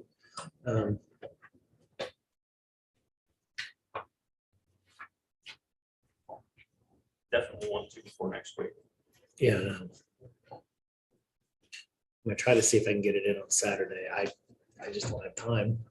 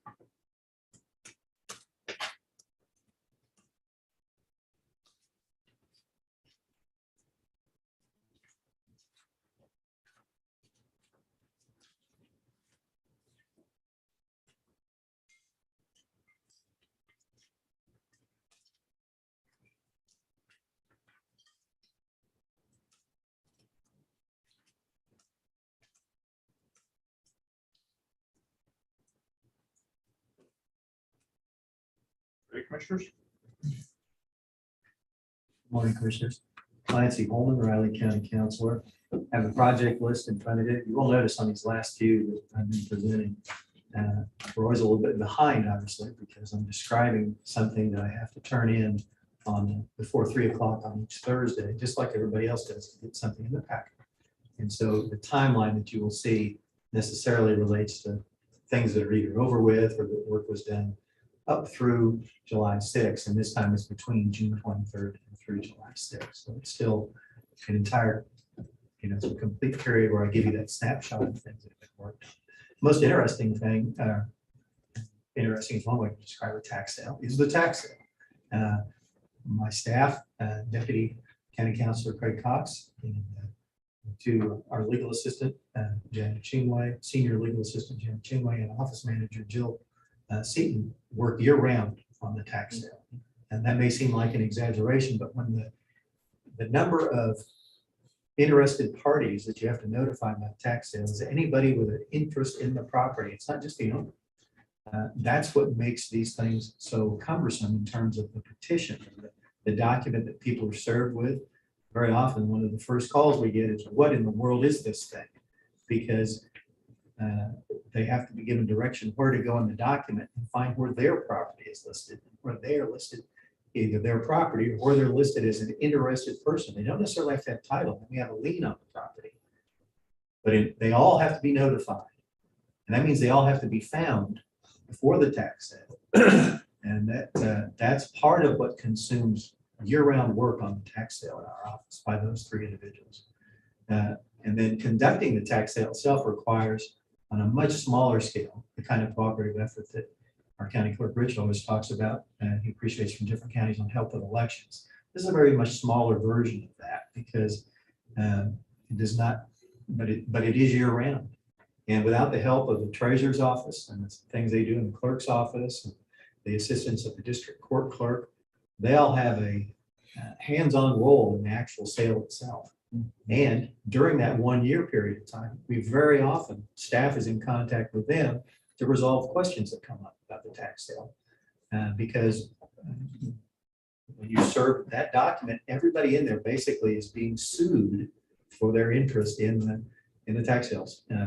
So, you know, a petition is filed on them, a summons is issued on them. Now, this is all after some preliminary work that's done where they get informal notices of the opportunity to get their taxes paid off, their delinquent taxes, let me say, from up to 4 years back, paid off. And so we can, if they do that, very often, they don't even have to be in the sale. There's a limit on which properties we can put on the sale at the outset. And if enough years are paid off, even if someone wants to leave a year delinquent, say, that's something that can be done. And that's something we do. The treasurer's office sends out a notice to that effect. Our office sends out communication. And then during that year, we get countless phone calls from different, we don't get called by everybody, but we get calls by some of those folks who are part of the tax sale and want to know why they're part of it and want to know, well, what happens if it goes to tax sale? First of all, if you've got an ordinary lien of some kind, the tax sale is going to extinguish that lien for the most part. There's exceptions, but for example, it does not extinguish special assessments on a delinquent property. Those keep going forward. And the entire point of a tax sale is kind of in the beginning conversation of today's meeting, the formal conversation was, some point earlier in the meeting, the discussion was, well, hopefully the tax sale property has gotten in the hands of somebody who will pay the taxes. That's really what the tax sale is for. I mean, when you get right down to it, it's not to make money, and it doesn't. It is a loss leader all the way. All that staff time from those various offices during the year, because they're involved preparing that. Those are soft costs that they're not going to be recovered in the tax sale. And what it does is basically transfer title out of the hands of someone who has not paid the real property taxes with the hope, and sometimes it happens, sometimes it doesn't, that that new owner is going to keep those property taxes current. So that's the concept. That's the way it works. But I want to tell you that, yeah, from my perspective, I would echo statements that were made already that it looked pretty successful to me. Some wide range of bids. Some people, of course, buy on speculation, but we also deal with folks, my staff does, not me. They do all this work that I've been telling you about. I don't have to touch it. Very often I tell Deputy Counsel, County Counsel Craig Cox, I'm so glad that you were doing tax sales and I'm not. Because I had charge of them for a while in Sedgwick County, and I think of that as the dark years. It didn't last very long, but it is really labor intensive and raises so many issues that you have to deal with throughout the year. And then if you don't do it, quite frankly, if you don't do it very close to perfect, then you can end up with sales being set aside. We don't have a history of that because staff in our office works very closely with the other offices, and we can resolve problems. If we find out that this property for some reason shouldn't be in the tax sale, we take it out. So Or last minute filing of property taxes to take it off. sometimes that happens. Yes, sometimes there is enough paid. It's interesting too. One of the key differences between a tax sale and a mortgage foreclosure sale, and they are totally different. But in a regular mortgage foreclosure, you have a period of redemption after the property is foreclosed where you can come in and regain ownership. The exact opposite is true of tax foreclosure. You have until the day before the sale to redeem if you're the owner. And that applies. Nobody else who pays the taxes gets ownership. We don't have what are called tax certificates.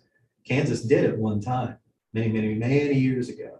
You could pay the delinquent property taxes on real property and become the owner by virtue of paying the taxes. We don't have that. There may be some states that still do. But the only person who can redeem before the sale is the actual owner. And we have people that do. We have people that decide that they want to keep it out of the auction by doing so, retain ownership. We have some people who decide to let it go. We won't know. The next step will be to get some what are called sheriff's deeds issued to the actual purchasers. That'll get done, and then those folks who bought will find out if they made a wise investment. Many people who go to the tax sale, of course, don't buy on spec. They do research, look at the property, contact our office if they have questions that we can answer about the property. Sometimes it involves abandoned property.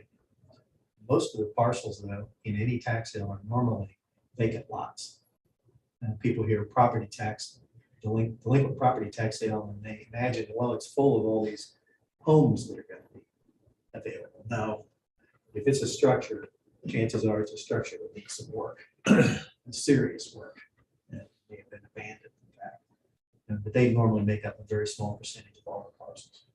But overall, it was very, you'll get some more detail on this in terms of the results of the sale, the amount realized, how much was written off and all that. Craig will be in to talk about that as soon as all that information is gathered up, put together, how much we got out of the sale. That kind of thing. But if you have questions in the meantime, or you get calls about it, certainly call our office. And we'll get the answer for you. Getting back to the commission list itself, do you have questions about any of the items that are in italics on there, or any other portion of it that's on the project list? Be glad to answer. I saw one under county attorney, and that was that contract we had to sign 3 times to meet there. Let's see. No, actually, that was not. Oh, that wouldn't. That was not. No, no, this was a different contract. It's good to know you're paying attention if you're seeing the same contract over and over, you still sign. That was the vendor was asking for something and then sent it back with the exact title they didn't want. So Yeah. that's how you ended up signing it 3 times. Not because we just like to have you sign things. Though we did. They're using us. And if you have no other questions, commissioners, that's all. Commissioners, next you have Catherine Hansler, but Attend one of those tax sales several years ago. Strange one. It's the city of Riley was looking at purchasing a building. So we make sure somebody bought it there. I said, that was the one where the city of Manhattan came in and bought all those properties up on in Miller Ranch. I remember what that it's one. called. That was strange one. Gosh. Yep, I remember that one. A lot of other developers. Didn't get there. Vern, you get some interesting, different stories about all tax sales have something about it. We had one in Sedgwick County back in those dark years when we had a cemetery district that had delinquent property taxes. And so the trustee of the cemetery district wanted me to make an announcement. Hey, this is a cemetery, and it's, you don't really want to buy this. I said, like, you can't lawfully discourage people from buying. I'm not going to do that. And I told him, I warned him, we had a lot of spec buyers in Sedgwick County, given the size of the population.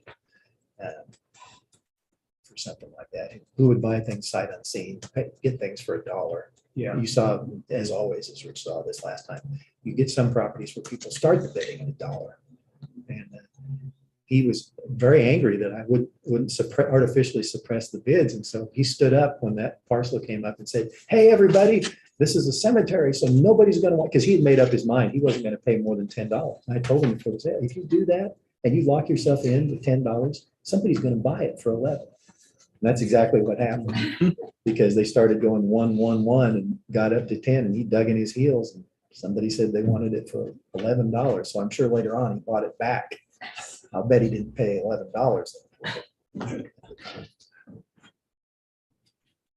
Pretty inexpensive cemetery lot, actually, Yeah, these days, anyway. I know it was a cemetery. It wasn't necessarily one. It wasn't a lot. I think it was the property that the district actually had. Maybe that's right. Surprised it would be tax exempt, must have been privately owned cemetery. Yeah, it may have been. I don't know. It was just Yeah, it would have had to have been, it's a tax exempt. Yeah. Yeah. I also had somebody tell me that you get a lot of drama stories too, of course. We had somebody that said his property went to sale. He was going to shoot himself during the sale. And so I made sure that the sheriff's officer's there. He didn't. He didn't try. These days, you'd be more worried about, are you going to shoot anyone else? Yeah, exactly. That's That's like that when we came to there was a house that owners had both passed away. There was no relatives. And we didn't want somebody specking it and then just sitting on it. And there was some trouble with somebody did buy it, started fixing it up. They can't get a what's it called? Sheriff's deed. They Title- can't get title. title to it. They Yeah. can't get title insurance because, and two elderly people with no relatives. And the title insurance people won't insure them anything because there's no way to clear it. So it's got, they've taken care, I mean, they've kept it up, they've mowed it, so they can keep trying. Because there are people that flipped houses and they're going to fix it up and they cleaned up the lot, which was good. Mhm. It was overgrown in a bit. They can't do anything with it because they can't get their title because it's, those people are gone and they have no relatives. One of them had a elderly brother in a nursing home somewhere who was Alzheimer's and didn't know anything about it. Last year they talked about, I talked to Craig about what the options are. And he said, fine, you just have to shop around. There are some other title insurance places that will take more risk if it's been so many years. You know, you have to wait a couple more years, I guess. Yeah, they're reluctant even when everyone else would say that, well, it ought to be insurable. Like, from my point of view, I've always thought title insurance, when you read it, it mainly talks about what it won't do. And I've always wanted to ask, well, okay, what exactly What are you am I doing? getting here? It's like, you got a long list of things you aren't going to cover. What do you cover?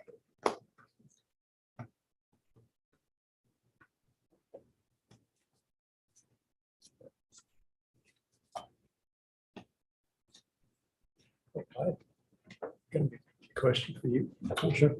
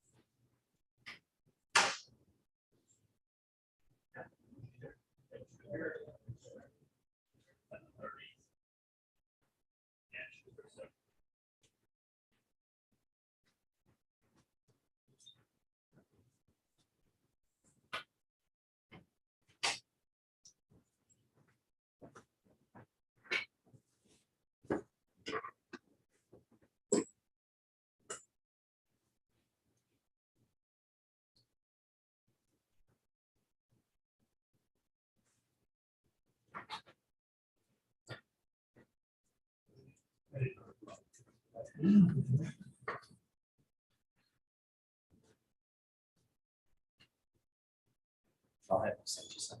Okay.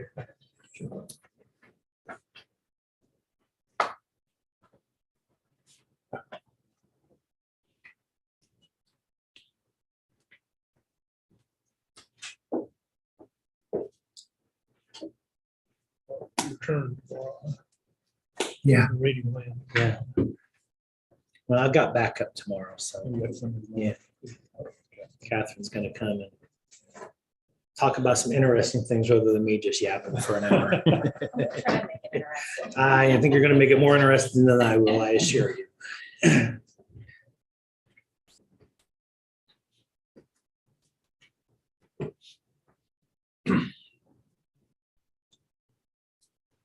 Pretty busy week.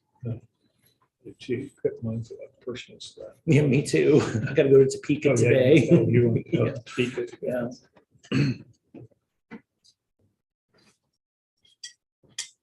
Try to make sure we hold on to the wallet this time. Not lose that. Oh, yeah.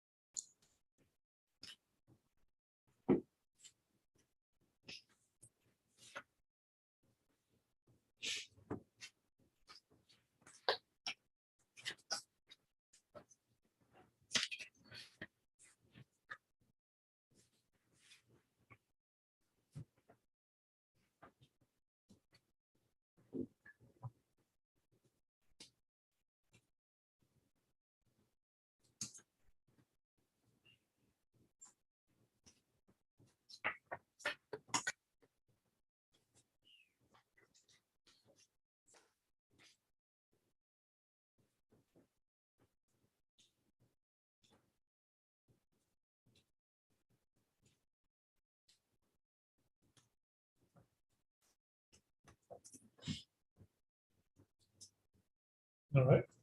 Catherine? All right, good morning, commissioners. We'll start out with new activities at the museum. On June 28th, I attended the City of Manhattan Commission meeting to present the Society's annual Wolf House financial request of $5,000. That, of course, is with the museum's nonprofit arm. The city has provided ongoing annual support for the Wolf House operations and activities for years. If granted, these funds will provide operational support, but also help offset some of the educational expenses associated with the annual 4th grade field trip tours that occur in April every year. And those tours are offered to all of Riley County schools. So we're just awaiting the decision at this time.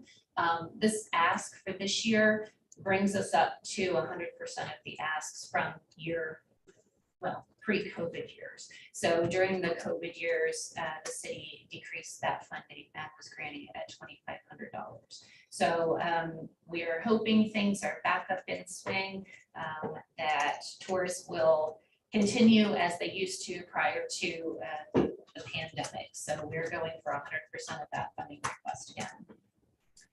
The Museum Board of Trustees will meet on the 19th. And the Society Board is on vacation for the summer, so they generally don't meet over the summer months. They will resume their monthly meetings on September the 14th. Going into visitation and tours at the museum, we experienced 237 visitors at both the museum and the Goodnow House in the month of June. And we tally those numbers by actual people who walk through the front door and experience tours. So our front desk staff, if you visited the museum anytime recently, the person who greets you would be the one who's generating the attendance report. So they just take an actual tally as the visitors are coming and going.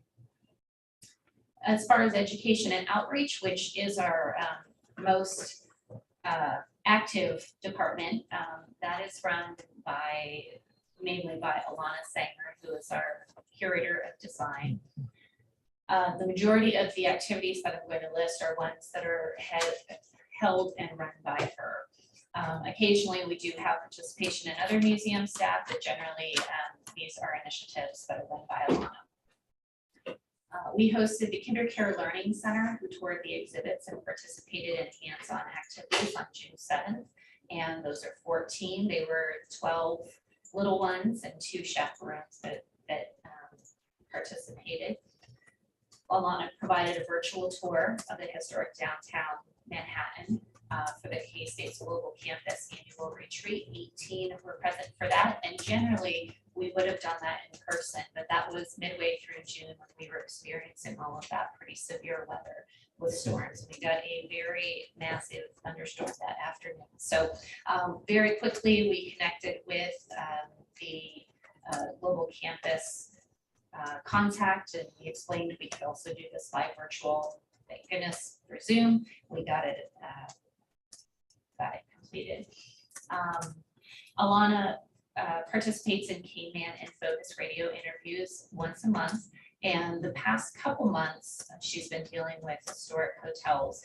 And initially it was supposed to be one program, but there was so much to share that they invited her back to continue that series. So they included the Wareham and the Gillette hotels. And then this month, Alana will be attending with our curator of collections.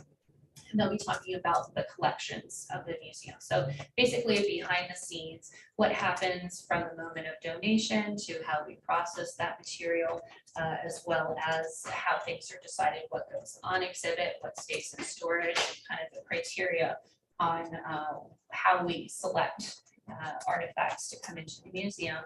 And then they will be picking some fun and exciting exhibit or artifacts that they'll talk about specifically, and share the fun and interesting stories behind that.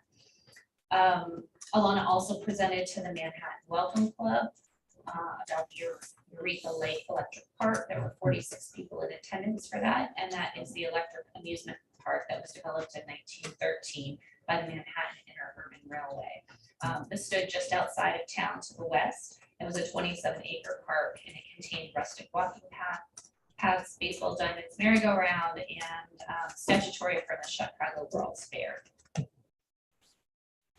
We also celebrated and participating at Juneteenth at the Pioneer Log Cabin in City Park. We were open for tours that day, and of course, those are always offered free admission.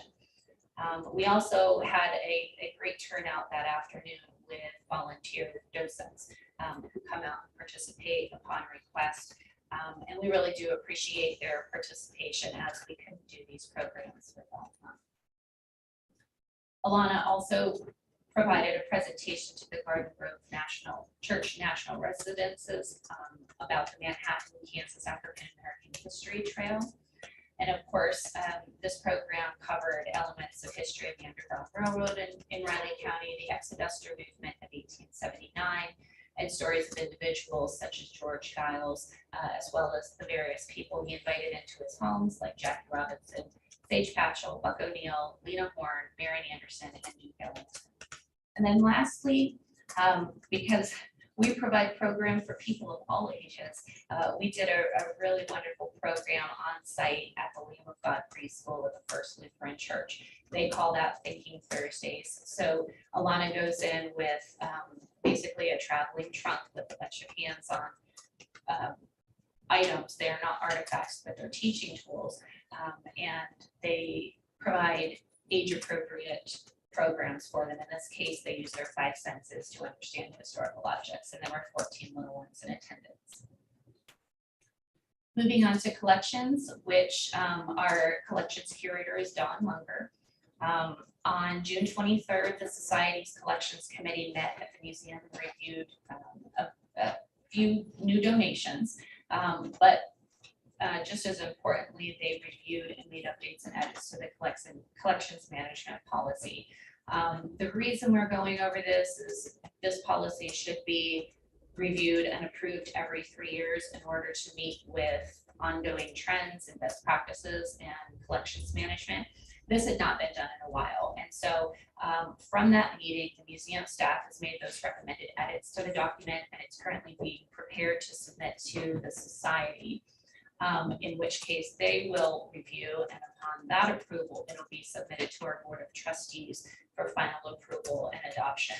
Ideally, this will be completed by October 22nd, and that is due to meeting schedules. So like I said, the Society will be meeting next in September, and then the trustees will be able to review and hopefully approve that, or at least come back with edits, in which case we can move forward with that by the fall. And in the last month, we had 5 new donations, and that included 25 artifacts. Our curator also processed 1 donation from an earlier year, so some backlog that consisted of 7 items, 1 staff acquisition, and 1 founding collection item. With our archives and library, our curator of library is Linda Glasgow, and in the month of June, we did have a new intern named Emily Ward, who began working with us under the supervision of Linda. Emily is a student at KU, but she's spending the summer in town with her family. And she actually proactively reached out to the museum to volunteer for the time. So while this is not an official internship through the school, we are considering this an internship. Her area of expertise that she is a student in is anthropological genetics research. So she brings a very interesting approach to her collections, and she will be with us until she returns back to school this fall. She is assisting in an archival project involving her map collection. And then, of course, Linda continues to receive and complete research requests from the public. This can cover anything from family genealogy, research on historic properties, requests for article content, photos, and imaging the appropriate terms of use for each of those items. I didn't have the stats when I submitted this, but in the month of June, she conducted 113 research requests, and those come through a variety of methods. It can be email, telephone calls, letters, and just people walking in through the front door to ask. We provide all of those services free of charge. All right, on to the little bit of drama we experienced. Building and grounds. So the museum wasn't fortunately affected by the windstorms and any damage that came about because of falling limbs or flooding or anything like that. However, with the power outages, we did experience some electrical issues, and we found that there was a problem with our system. So it also affected our security system. The good news is the security system has been resolved. However, we are still working with Public Works to repair the electrical system, or the electrical issue. The good news is it is safe currently, but it is something that needs to be fixed. There are no special projects to report. And then lastly, just to quickly discuss the Riley County Historical Society, which is again our nonprofit arm. Last month I reported that the Wolf House it had been noted that there were some code violations with that building, and there were some repairs that needed to be taken care of immediately. We reached out to local contractors. We've been meeting with them as calendars are open. We're slowly getting estimates from them. So hopefully by the end of this month, we will receive all of the estimates, in which case they'll be presented to the board, and hopefully a decision can be made very soon. And then we, the museum staff, have been coordinating with the society committees and have currently met with collections, preservation, membership, programs, and communications.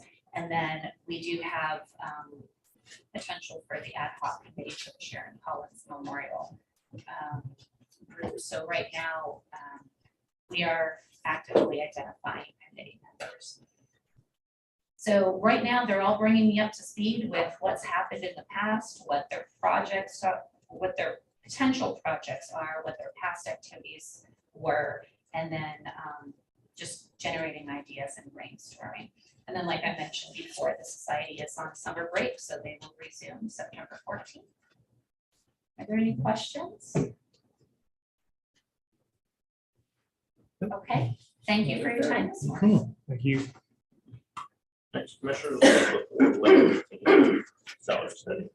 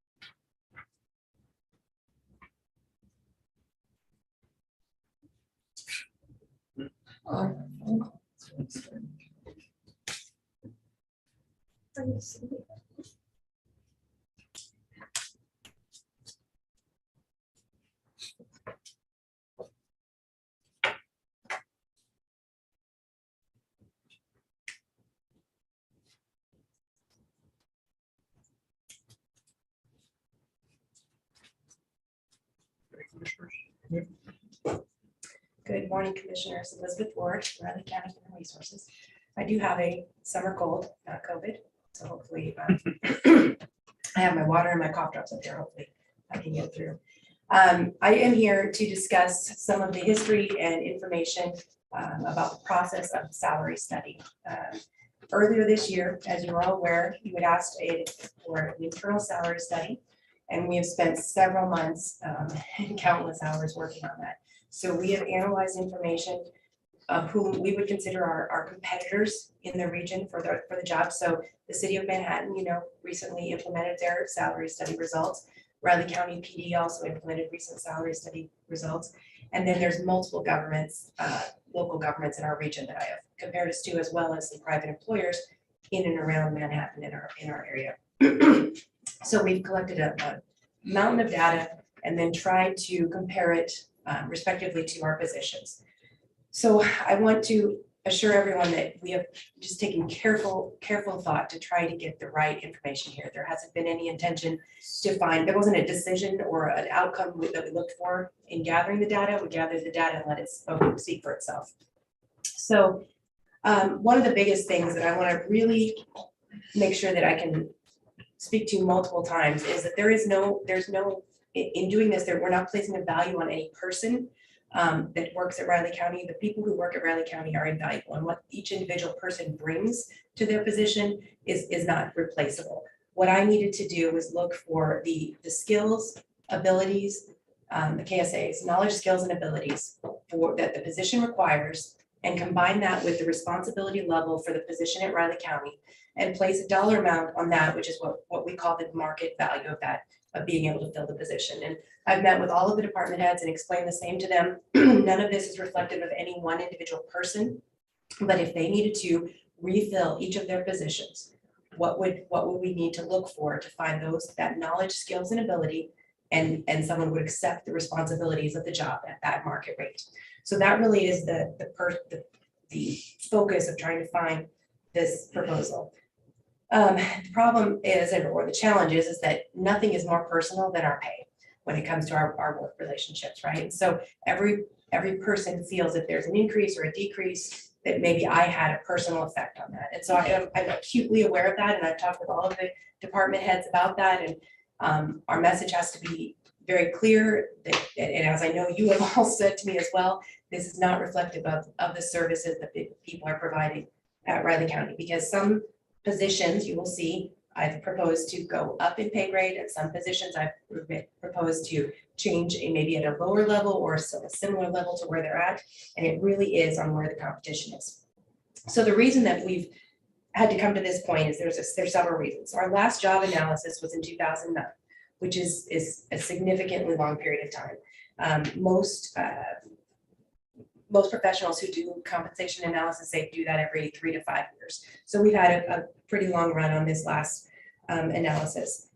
Beyond that, we all know that the events of 20 and 21 just kind of pushed us over the edge. We knew for years, both Rich, the previous HR manager, commissioners mentioned, hey, we're getting behind, we're moving slowly behind, and then 2021 just kind of pushed us over the edge. You all know that we had deviated from our actual approved compensation plan on several occasions. We looked at that previously.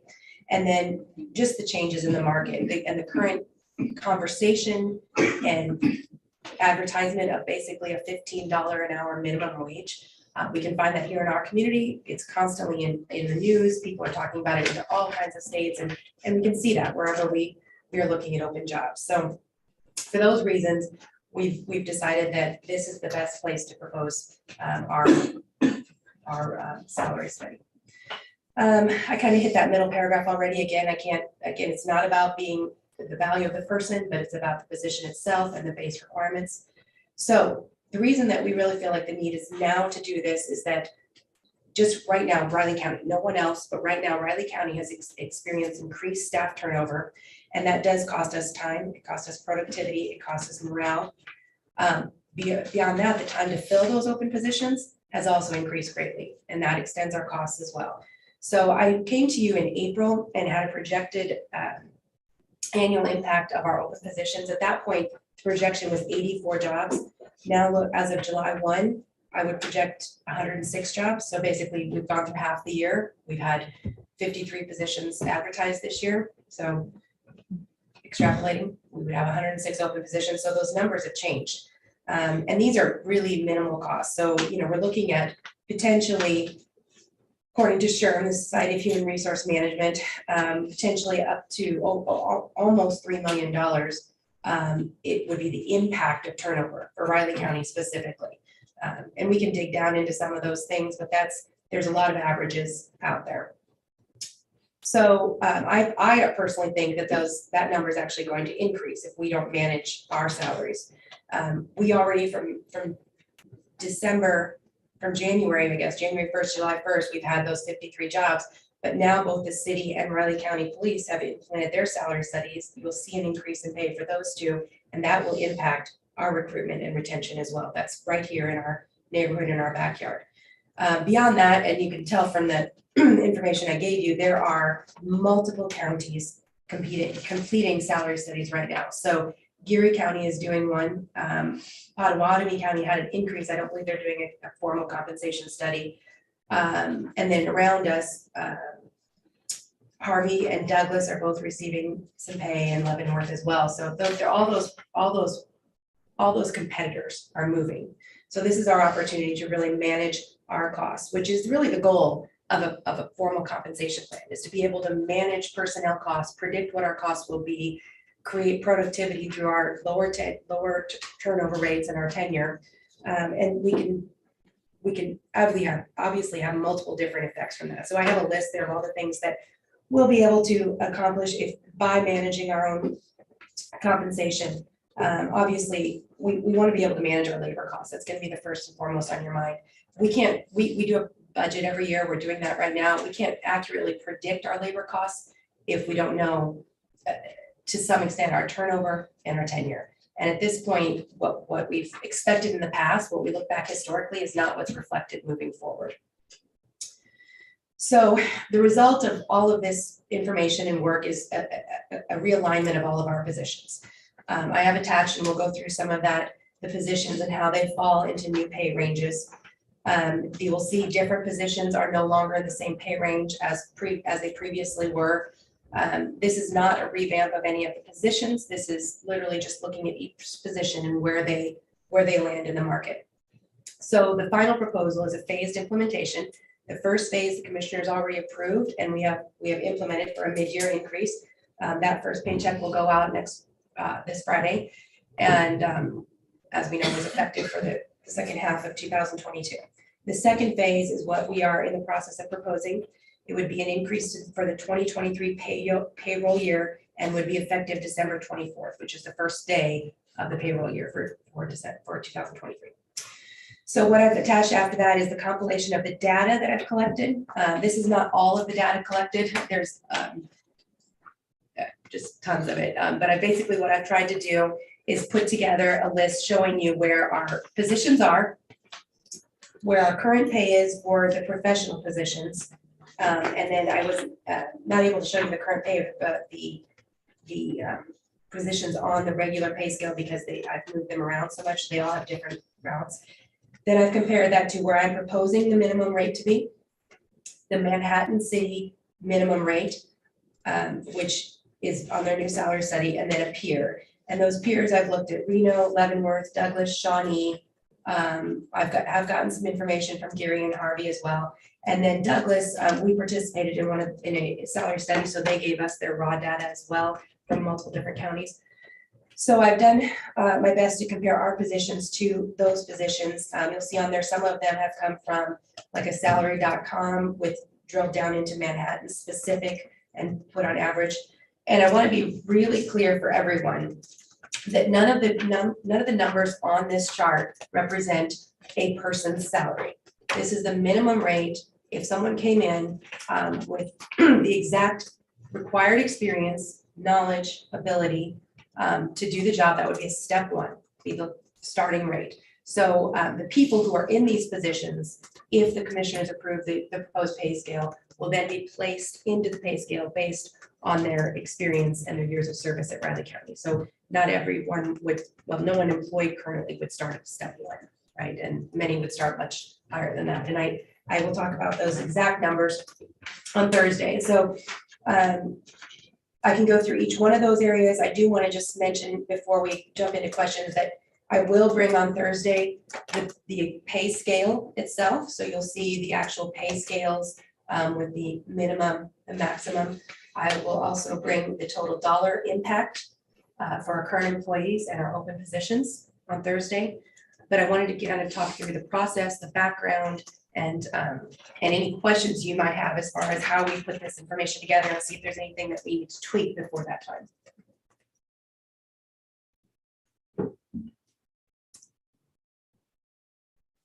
That's something I was looking back to see. We'll do that before we do the, but we need to have that before we do the budget. Yes. Yes, yep. And I have, I mean, obviously I have a draft of those numbers. I've shared those with Rich and Daryl. I'm asking them to, you know, just go through and confirm my numbers. We want to make sure it's right. Yeah. But yes, we would have those numbers for you on Thursday. Okay. Like I said, we need that before the budget. Yeah, I know. It's all. Everything's happening at once. Everything is stacked on each other. I know. And I wish that weren't the timing of it. I really do. Yeah. Is there any questions, or are there anything, I mean, I know I got to, you know, talk with some of you about this previously, but are there any anything that doesn't make sense, anything that seemed to concern you off the bat, or just any more explanation you might need?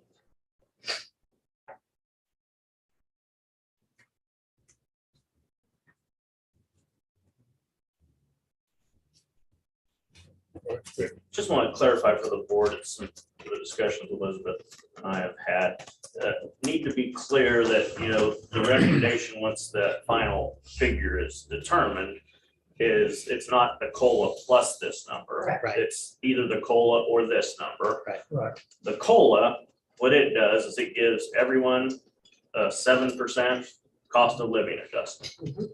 These other numbers, and it's for the commission and department heads and the public, is not everyone's going to get a COLA. Some people are at market. It's been determined, you know, especially some of the more recent hires are at market. So it's not going to be an across the board percentage. I just want everyone to be on the same page. And there are some positions that are frankly higher than the market, and that no employee will lose money. They'll at least stay where they're at. No one's losing money. But some may not get the whatever COLA rate percentage or step rate percentage they expected at the beginning of 2023, that December 24th rate. That just needs to be abundantly clear. Right. And the proposal that I'll bring to you, I will bring those numbers. So I will show you what our step, if you would approve step, would be, what you would be if it would approve step in COLA, and what the number would be if you would approve the salary study results. And Rich is right, again, and I should, and I will say that again on Thursday, but no one who is currently working at Riley County will receive a lower pay, assuming that's what you approve. But in my proposal, that's not, you know, they would potentially stay where they are or receive an increase. But there are some positions who are already being paid at or above market. And we need to be honest with that. And I think for me, the biggest benefits of approving the salary study versus staying with the step in COLA is that the impact will be on the positions that we're having a hard time to fill. So we have some positions where the lowest rate right now is less than $10 an hour. Those positions are going unfilled. If we do a step in COLA, that will not affect them enough to make a difference for us to be able to retain and recruit. And we have on the other side some positions we're at or above market. And therefore that step in COLA, although, you know, they are doing a great job, we really, it would be more than we would need to have for the market rate.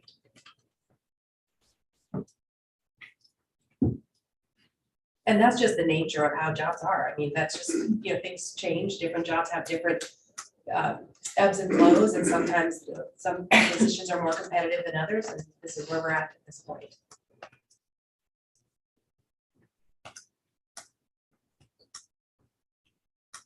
I alluded to it, but I have met with every department head. I have given them a chance to really think about the positions that they've tried to recruit and fill this last year. Think about where we, you know, the discussions we had of where we needed to hire someone. I can say confidently across the board, most department heads, we're hiring at a step 4 and trying to think whether or not they needed to come to the commissioners to ask for permission to go above that. We were having some challenges filling positions. What about the future? What about past this year and past next year in terms of that? So my goal is to continue to implement a professional salary compensation plan. So we would continue to have steps, merits, COLA, as we have in the past, but basically realign us back to competitive. And then ideally, we'll ask the commissioners not to deviate from that. I know it's a hard request, but in the years to come, we will ask for that. But what I'm asking is what about internally? Are we evaluating each and every one of our positions? Are we evaluating whether or not you can incorporate 2 into 1, or the use of technology or the use of other things to balance this out? This is a lot. It's a lot. And I'm going to be honest in saying that I've been listening to this, but I'm not necessarily seeing that this is a priority at this particular point in time. And the two aren't intertwined. They're not connected. Yeah. So, you know, just to consider this, whether it's full on, or I have some thoughts about a more measured approach over the next couple of years with this myself. I got to see I have to be able to see that that's an actual priority. Yeah. And we're just not moving forward. So, you know, if we're going to do this, I got to know that we're, once again, probably unprioritizing something in order to accomplish it, but we are making that priority within, I'm going to say, our budget constraints at this particular point in time.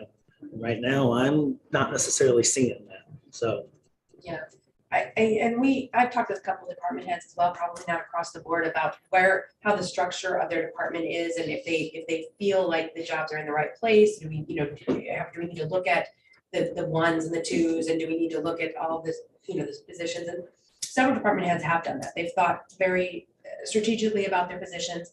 I guess since I haven't had the conversation, I can't say that every single department has, but I do think department heads, they've had such a challenge filling that I think they've said, okay, what can I do differently? I mean, they've come to my office and said, what can we do differently? This isn't going to get filled, so what can we do differently? And looked at those. And I know we've had some jobs break apart. We've had some tasks being melded together.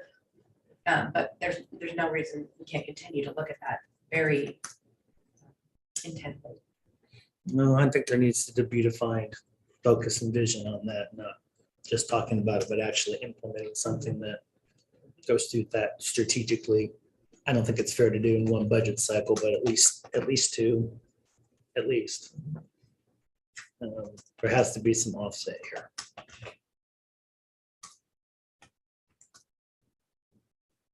Yeah, I think it'd be wrong to assume that it hasn't been done. An example, Shiloh's implemented the system up front to check in people, added technology. Exactly what the commission's approved with the new pay system, HRS system we're going to. I haven't added one additional person through my tenure. I'm at 26 years right now. How do we do that? Hiring really good people. Elizabeth knows my philosophy, over inundating those really good people and then adopting that technology. It has gone on for decades and it continues to go on. That's why the other departments are in the same boat. They've done the same thing. Riley County has been through numerous hiring freezes. How do we do that? Hire the best people and implement technology. That is done every day over here. Which I think that's a really good point, that we probably should need to highlight our different departments, because I mean, that is exactly how we looked at that new HRIS system. Of the number of time and energy we're putting into data entry that we could then actually place in the areas that are not being focused on.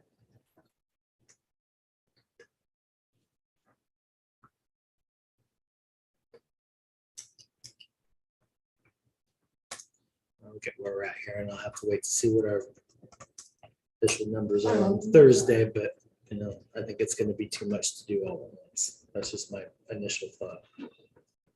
Without seeing the numbers. Yeah, I know. I have a guesstimate in mind, so. Yeah, and the numbers agree. You guys gotta have those. Yeah. And if we are, we're just double checking them right now. And so it's just the timelines, the time crunch we've been under. And Elizabeth's been burning the midnight oil, getting the details of this figured out. And so apologize for not having that today, but we're really close. Elizabeth met with all of you and think it's about an additional 500 or 600 over what's projected as the current COLA. And so we can ballpark what that is. The problem is, and what other studies have shown locally, the city of Manhattan and RCPD both said, if you don't implement like Commissioner Ford says, over a couple of years, if you don't implement it now, you're still behind. And that's why RCPD made their decision that they did and the city did theirs. We're behind, and you said, what's a strategy moving forward to consistently implement the step in COLA. That's how we hopefully don't have to go through the large lump sum change again.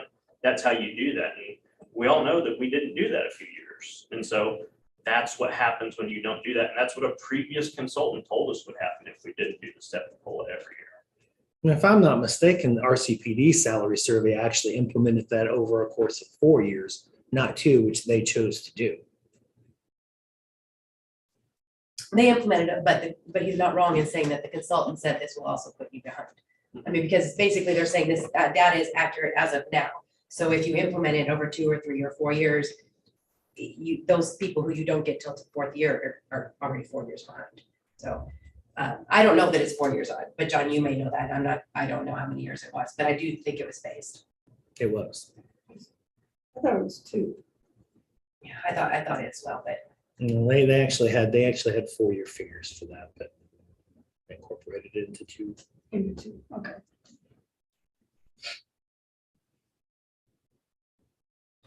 Any additional information we can get the board other than, of course, the large number that we need to know? I think having that in the actual maximum salary at this point in time, where everybody is lining up at, is clarifies at least the back end of it at this point. But I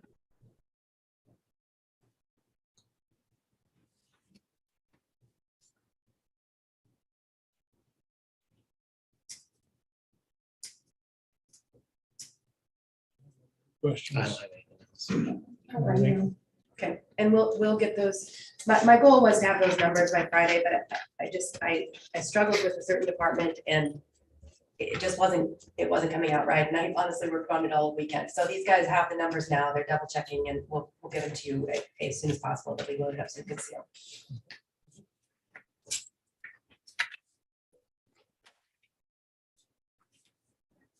Everyone, Commissioner, that's all that's on the formal agenda. Unless you have anything else.